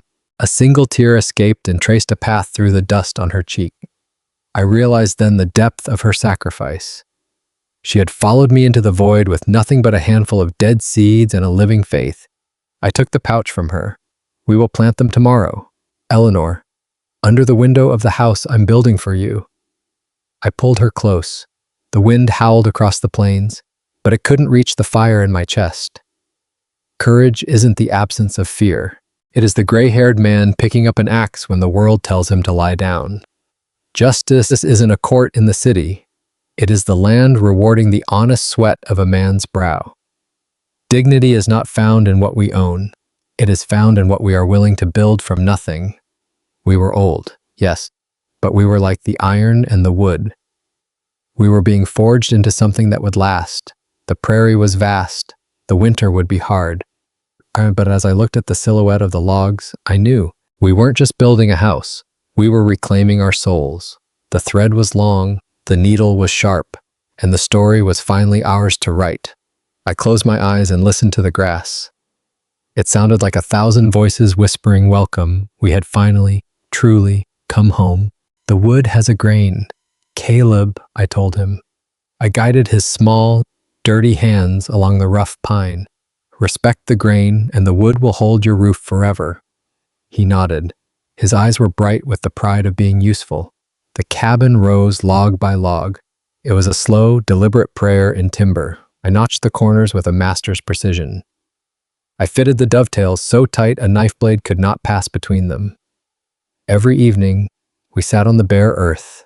This was where the floorboards would eventually lie. The sky turned a violent shade of orange, then it faded into a deep, bruised purple. The stars here did not fight through a haze of coal smoke. They hung low. They looked like diamonds suspended on invisible threads. "We're not hiding anymore, are we?" Eleanor asked one night. She leaned her head against my shoulder. "No," I said. I looked at the skeletal frame of our home. We're standing in the light. The roof was finely shingled with hand-split cedar. Then, the first rain came. It was a gentle, soaking rain. It turned the prairie into a palette of vivid greens. The smell of the damp earth rose through the floorboards. It mixed with the scent of drying pine. It was the scent of a promise kept. I took Caleb out to the small clearing. We had turned the soil with a hand plow. The dirt was heavy and rich. It clung to our boots like a dark memory that refused to let go. I handed him a leather pouch. It was filled with dried corn kernels. "Every seed is a house," Caleb said. I knelt in the dirt beside him. "You bury it in the dark, it fights its way into the sun. Like us." "Papa," he asked. He dropped a yellow grain into the furrow. I felt a lump in my throat.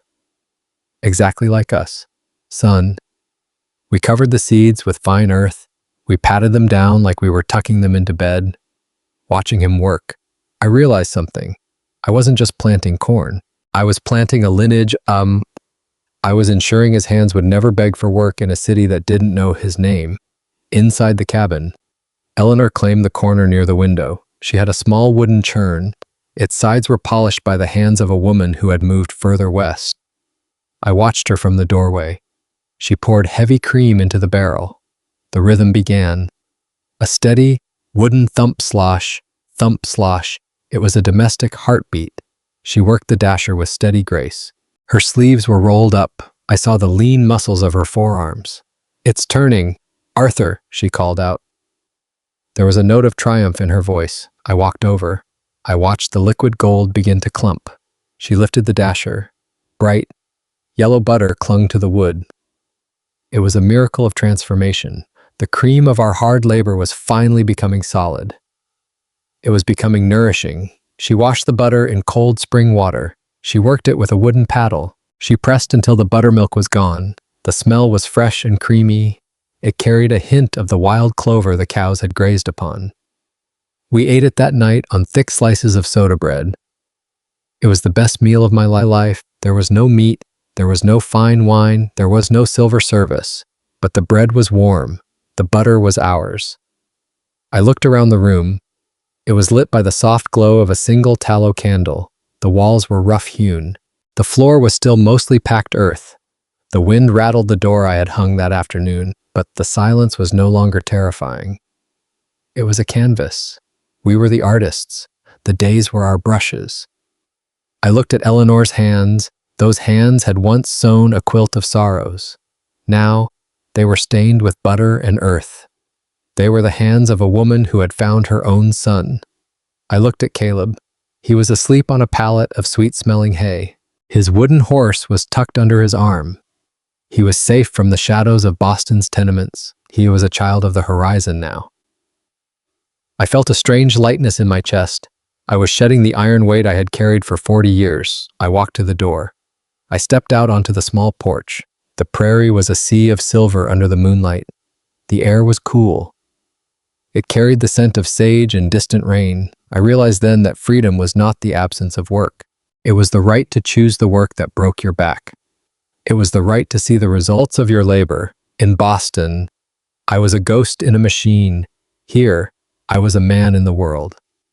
I reached out and touched the pine post. It was solid. It was real. It was home. I closed my eyes. I listened to the grass whisper my name. I didn't answer. I didn't need to.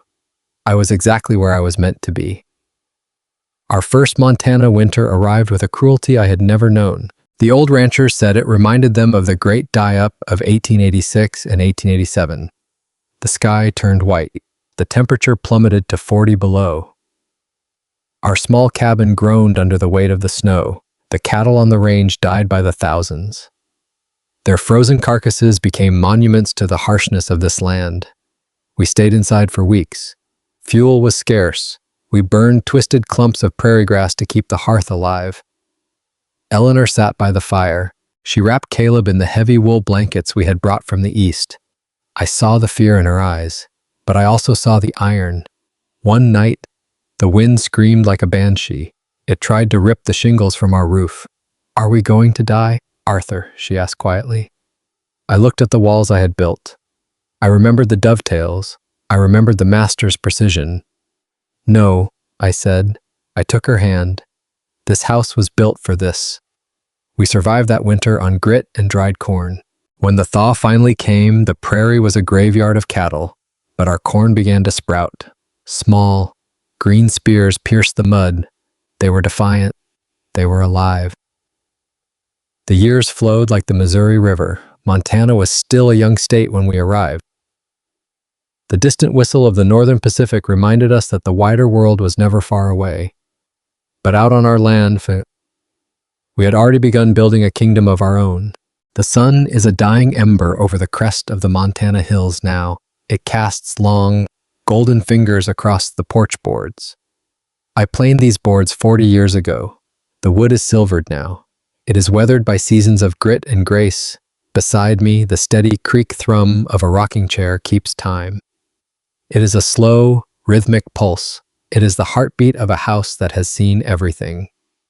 I look at Eleanor's hand resting on the arm of her chair. The skin is translucent. It is mapped with delicate blue veins. Dark spots of time mark her skin. They are the marks of a woman who lived under an honest sun. I reach out. I cover her hand with mine. My fingers are gnarled. The knuckles are swollen from decades of the adze and the plow. But when our skin touches, the years fall away. They fall like dry husk from corn. Her palm is still impossibly soft. It is the same softness that once gripped a bowl of soup in Boston. The air smells of dry sage. I smell the ghost of cedar smoke from the kitchen stove. It is the scent of a finished day. The shadows are getting long. "Arthur," she whispers. Her voice is like fine parchment. It is thin but resilient. I turn my head. I see the silver halo of her hair against the darkening sky. In the twilight, she looks like a photograph from 1888. "They always do this time of year," I say. My own voice is a low rasp. It has been worn down by the prairie wind. I remember the nights we had nothing but each other. I remember the hunger. I remember the cold. But I also remember the way she looked at me when the first wall went up. She believed in me when I was just a man with a broken soul. She saw the house before the first log was cut. "We did it, didn't we?" she asks. She looks out over the fields. The corn is high, the barn is full. Caleb has a family of his own in the valley below. "We did more than build a house, Eleanor," I say. I squeeze her hand. We survive the world. Justice is not something given by a judge. It is the peace we feel at the end of a long life. It is the knowledge that we stood our ground. We took the blows of the world and did not break. Dignity is the silence of this porch. It is the ability to look at your hands and know they were never raised in hate. They were only raised to build. They were raised to heal. They were raised to hold the person you love. Courage is not a loud shout. It is the quiet choice to stay when the winter is cold. It is the choice to plant seeds when you are old. It is the sacrifice of your youth for the future of your blood. The sky is almost black now. The first stars are beginning to peek through. They are the same diamonds on invisible threads. I'm tired, Arthur, she says softly. I stand up. My knees crack like dry twigs. I lean over and kiss her forehead. Her skin smells of lavender and thyme. Let's go inside, I say. I help her up from the chair. She leans her weight against me. It is a familiar weight. It is the weight of 40 years of love. I lead her through the door. I slide the bolt home. The sound is still the sweetest music I have ever heard. The house is warm. The shadows are soft. We are finally truly home. And as I blow out the candle, I know.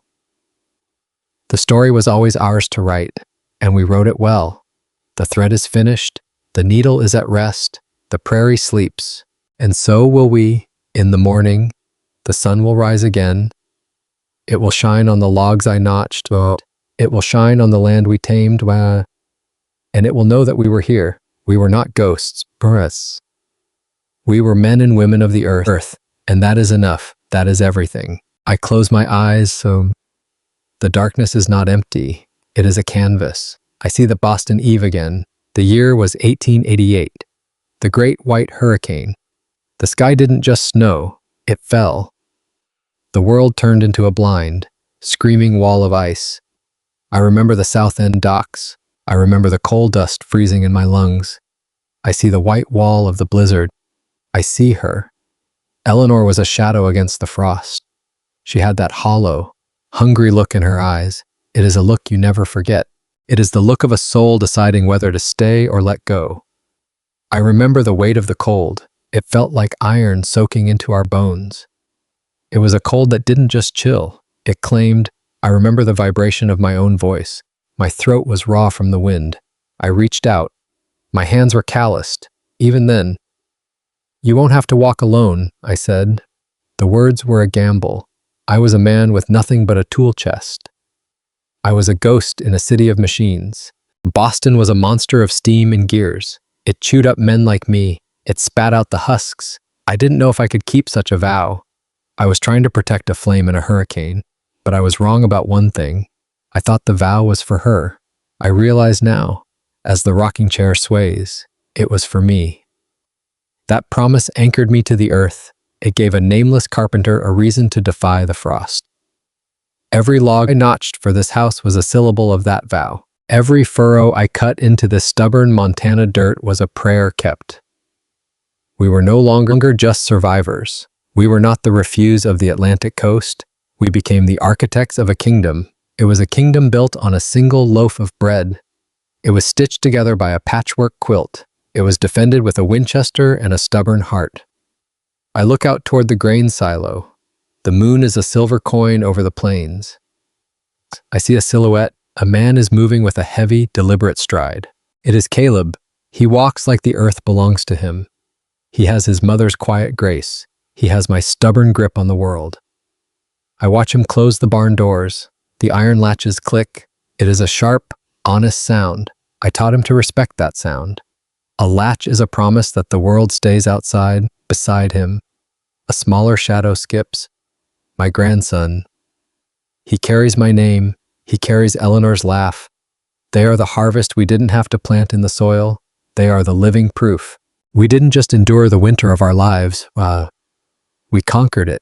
Eleanor shifts beside me. She pulls a wool shawl tighter. It is gray. It is worn.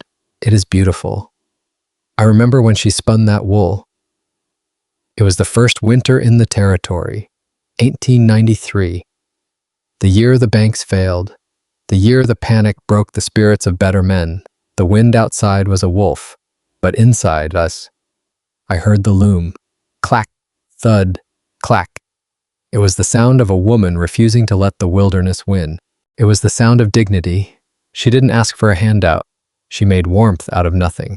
"Do you ever miss the sound of the city?" she asks. Her eyes are fixed on the first star. I think of the steam whistles. I think of the clatter of carriage wheels on wet cobblestones. I smell the coal soot and the salt of the Atlantic. I think of the docks. I remember bending my back for men who didn't know my name. Men who saw me as a replaceable part in a factory. In Boston, I was a shadow. Here, I am a pillar. I miss nothing that didn't have your voice in it, I reply. It is the simplest truth I own. She smiles. It is a slow unfolding of warmth. It reaches her eyes and stays there. Her hand moves. It is stained with the marks of age. I see the age spots like tea stains on parchment. She turns her palm upward. She interlaces her fingers with mine. The grip is light, but it is the strongest force in the universe. This hand held me together when the fever took the neighbor's children. I remember the small coffins. I remember the silence that followed. This hand held me when the grasshoppers turned the sky black. They ate the crops to dust. They ate the very shirts off our backs. We had moments of silence that lasted for days. It wasn't anger. It was exhaustion. We were too tired to speak, but we were never too tired to hold on. Even in the pitch black of a blizzard, I could always find her hand. The rocking chair creaks. It is a domestic song. I remember the night we decided to leave Massachusetts. The fear tasted like copper in my mouth. We were leaving the only world we knew. The train pulled away from the station. The smoke was a black ribbon cutting us off from the past. We were heading for a horizon that promised nothing but work. But she looked at me. The soot was on her cheek. As long as you're holding the map. Arthur, she said. I realize the irony now. I wasn't the navigator, she was the map. Her hope was the North Star.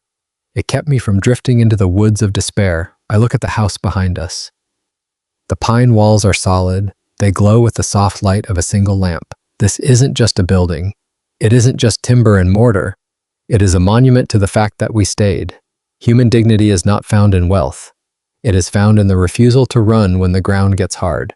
It is found in the courage to remain when the wind howls. I feel a strange lightness in my chest. The iron weight of the past is shedding.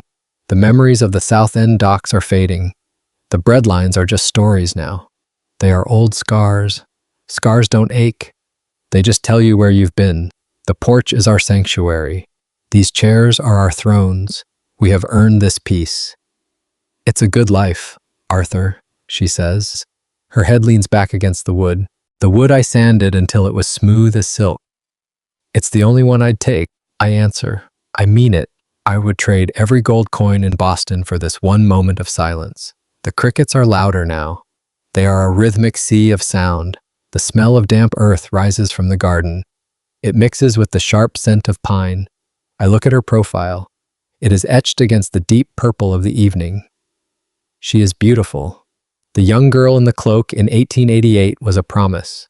This woman is the fulfillment. She is beautiful because she is the sum of every mile. She is the butter she churned until her arms burned. She is the candles she poured by the light of a fading moon. She is the letters she wrote when the winter felt too long. She is the laugh she found when we finally saw the mountains. True love is not a feeling. It is a refusal. It is the refusal to let the other person become a ghost. I squeeze her hand. I feel the thin, delicate bones. They are like the wings of a bird. You're tired, Eleanor, I say softly. A little, she admits. Her voice is like dry leaves. But it's a good kind of tired. I know that feeling. It is the fatigue of a soul that has spent everything. We have no more coins to give the world. We have given our strength to the land. We have given our hearts to each other. It was a fair trade. We sit in the deepening dark. The stars are multiplying. The world feels vast, but it does not feel empty. It is filled with the legacy of our hands. Every post I dug, every stitch she placed, the wind tries to rattle the door. It is a weak, frustrated sound. I hung that door true. I used the best oak. The bolt will slide home. It will be as sweet as it was 40 years ago. I am no longer afraid of the end. The blizzard of 1888 is over. The cold is gone. I lean over and kiss her cheek. She smells of lavender and the dust of the road. I'm still here, Eleanor, I whisper. I know. she says. Her voice is my anchor. I never doubted it. The rocking chairs slowed. The rhythm of our lives is reaching the final measure. The walk is almost over. But we are already at the destination. I help her up. My arm is around her waist. Her weight is familiar. It is precious. It is the weight of 40 years of shared burdens. We walk toward the door. Our steps are slow. Our steps are synchronized. I reach out and touch the frame. It is solid. It is real. It is home. And for the first time in 80 years, the silence is perfect. Justice is not a court of law. Justice is an old man and an old woman in a house they built. We go inside. I latch the door. The sound of the bolt is the final note. It is a beautiful song. We are exactly where we were meant to be. Together, in the light, at peace, the cedar chest sits at the foot of our bed. It is like an old, loyal dog. It followed us from the salt-cracked docks. It survived the train. It survived the dust of Montana. I run my thumb over the grain. The lid is smooth. It has been polished by decades of my own hands. Inside, there is a patchwork quilt. There is a dried rose from a wedding 40 years ago. And there is the map we never needed. Because we had each other. The candle flickers. The shadows dance. The story is done. It was written in sweat and blood. But the ink was love, and in the ink never fades. We lie down, the prairie sleeps, and we are finally truly warm. I planned these boards when my grip was still strong enough to command the steel. The iron hinges groan as I lift the lid. It is a heavy, ancient sound, and it is the sound of a century breathing out its secrets. Caleb's children hover at the bedroom door. Little Arthur is there.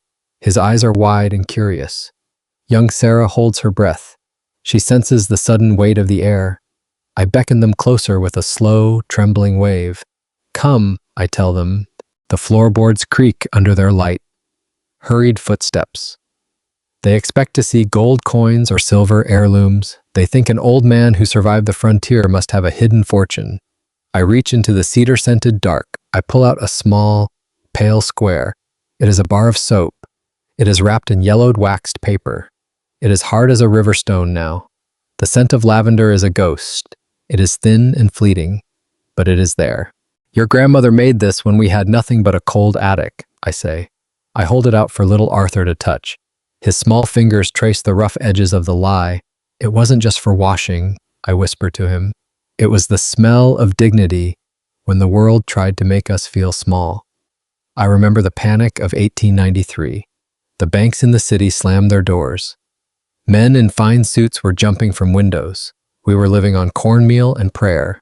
Eleanor traded her only Sunday shawl for the fat and lye to make this.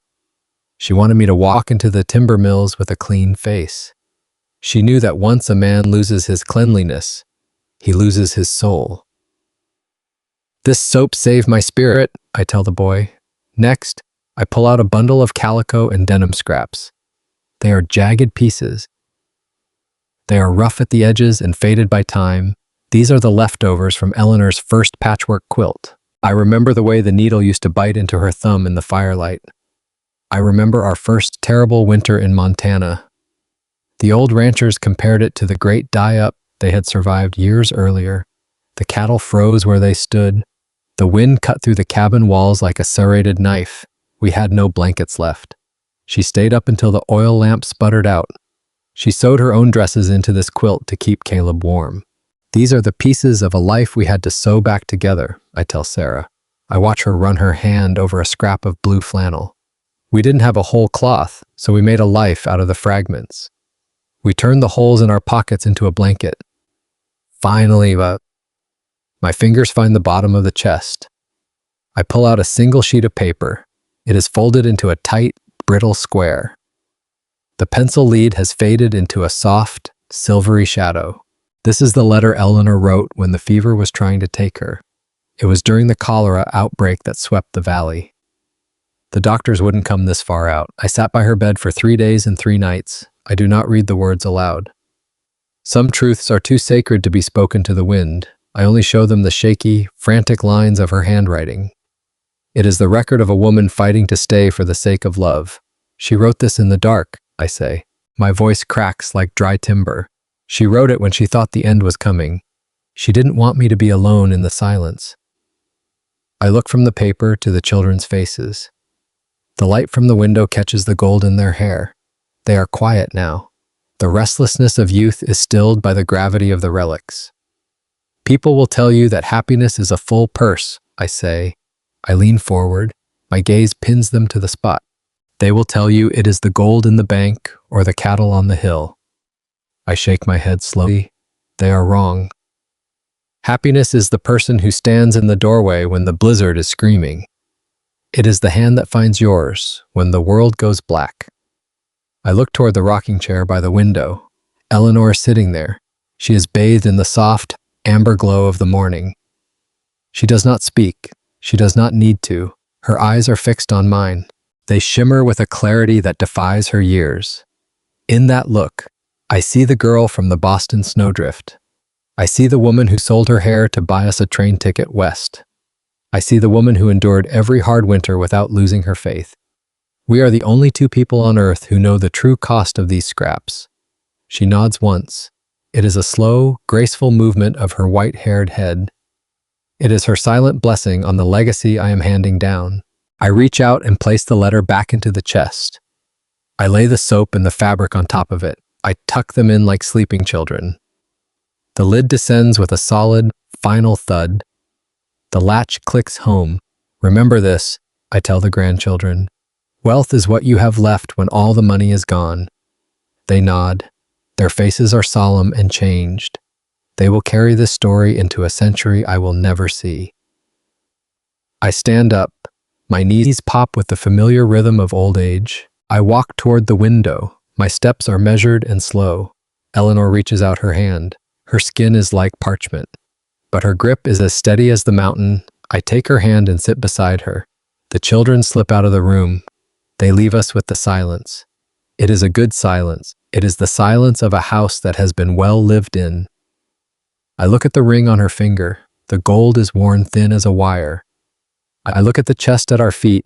We are exactly where we started. We have everything we need. We are together. The sun is dipping low behind the jagged teeth of the Bitterroot Range. It casts a long, amber shadow across the floorboards. The light is thick.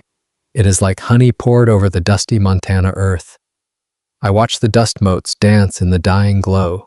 They drift aimlessly, yet they seem to know exactly where they are going. Eleanor is beside me. She always is. Her breathing is a soft, rhythmic pull. It is like the tide against a distant shore.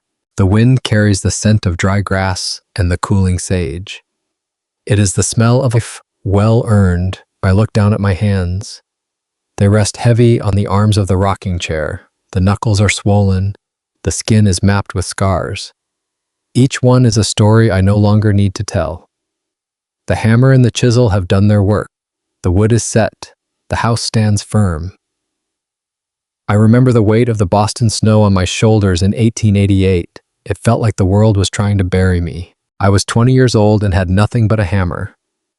I remember the hollow ache in my stomach when the carpenter's shop closed. The city was a cold, iron cage, but those memories don't carry the cold anymore. They are just old photographs. They are faded and soft at the edges. I reach out and cover Eleanor's hand with mine. Her skin feels like a dried leaf. It is delicate and precious. I can feel the faint, steady thrum of her heart. It is the same beat that guided me through the dark gables of the East.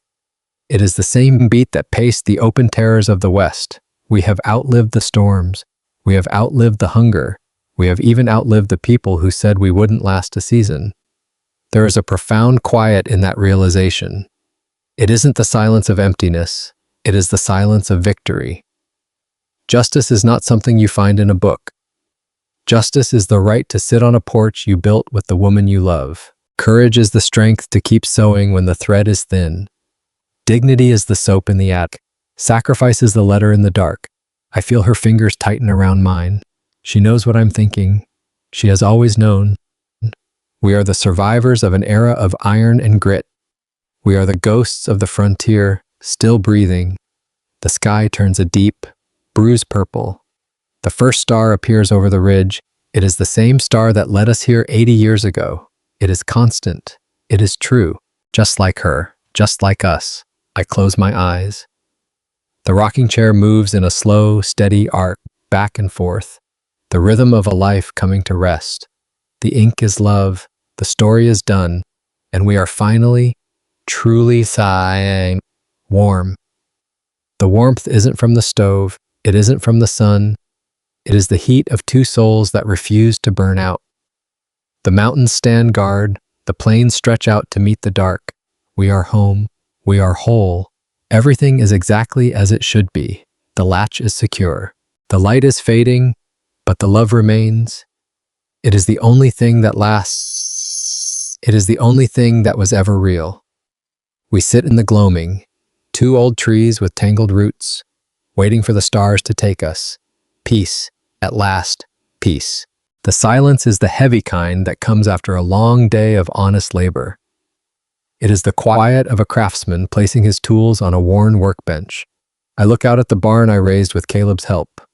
The hemlock and pine have turned the color of a winter sky. The wood is silvered. Etched by decades of Montana wind and sun, it stands tall, a monument to the sweat we poured into this soil. The fences I ran across the meadow are straight and true. They are more than just boundaries for the cattle. They are the lines of an honest life. In this valley, a man's word is only as good as the fence he keeps. But our real borders were never made of cedar or barbed wire. They were forged in the fires of the Great Die-Up of 1886. I remember that winter. The thermometer dropped to 60 below. The cattle froze where they stood, ghosts in a landscape of white death. We huddled by the stove in our tiny cabin, sharing a single wool blanket. I watched the frost creep across the floorboards. I was ready to give up. I was ready to let the cold take us. But you gripped my hand until your knuckles turned white. You gave me your last piece of hardtack and told me to keep breathing. That was the moment I learned the true meaning of dignity. It isn't a medal or a fine suit of clothes. It is a woman standing in the dark, refusing to let her family break. I turn my head to look at her now. The fading light catches the silver in her hair. It looks like spun glass, fragile yet unbreakable. She gazes toward the horizon where the purple shadows deepen into ink. Her eyes still hold the fire of the young girl I met in Boston. The stars will be out soon. Arthur, she says. Her voice is a soft rasp, a melody I have hummed in my heart for 50 years. I know, I reply. They always find their way back to us. And we sit in the deepening twilight, two old souls anchored to the earth. The shadows stretch out to touch the edges of the heavy timber. The world feels vast and indifferent. Yet, I have everything I ever prayed for within my reach. I think about the small chest kept under our bed. I think about the scrap of blue flannel and the scent of rosewater soap. Those aren't just objects. They are the anchors that kept us from drifting into the gray void of despair. Love is not a grand speech given in a crowded room. It is the steady, quiet work of staying when the world tells you to run. It is the decision to walk back into the wind, time and time again. It is the bridge we built over 1,000 small disappointments and one great grief. I realize now that my life has been a long act of carpentry. I didn't just build tables, chairs, and rafters. I built a sanctuary. I carved out a space where a soul could finally feel safe. And in return, you gave that space a name. You called it home. The first star blinks into existence above the northern ridge. It is cold, bright, and ancient. It does not care about our struggles or our small, hard-won victories. But we care, we have to care, because the only thing that survives the biting wind is what we give to each other. The story we have written isn't recorded in the history books. It is written in the calloused palms of our son as he holds his own children. It is written in the strength of these walls that shield us from the night. It is written in the warmth of your hand currently gripping mine. I feel the pulse in your thumb. It is the heartbeat of my world. Our journey began in a Boston snowdrift, full of fear and wild hope. It ends here, under a sky that feels as eternal as our promise. The hunger of those early years is now just a ghost. The cold is nothing more than a fading memory. Only the love remains, heavy and solid as the mountain stone beneath us. I lean back and let the chair rock one last time. The old wood creaks. a familiar greeting from a loyal friend. The darkness settles over the plains like a heavy, comforting wool blanket. We are exactly where we were always meant to be. I close my eyes for a moment and listen to the world breathe. I can feel the history of us in every breath I take. It is a long, beautiful exhale. Thank you for walking this rugged road with me. Thank you for listening to the sound of my hammer and the rustle of our quilts. Our story concludes here at the edge of the fading light. But the echoes of a true heart never truly fade away. If this journey has touched your soul, please subscribe and join our family. Press the bell so you don't miss the next chapter of our shared history. Your support is the hearth fire that keeps these stories alive and warm. I look forward to seeing you again very soon. Next time, we will leave the dusty plains of Montana for a very different world. I will tell you the story of a lost wedding ring and the heavy secrets it held. It is a tale of a grand English estate, a family torn apart by duty, and a secret that spanned 3 generations. It is called The Secret Behind the Lost Wedding Ring. It is a journey of tears, mystery, and a love that refused to be forgotten by time. But for now, the stars are finally out. The fire in the stove is low and glowing red, and we are home. Good night, Eleanor. Good night, Arthur. The door closes softly on the world outside. The iron bolt slides home with a certain click. Peace. The darkness is kind. The morning will wait. We are whole. We are together. That is all there ever was. That is all there ever needs to be.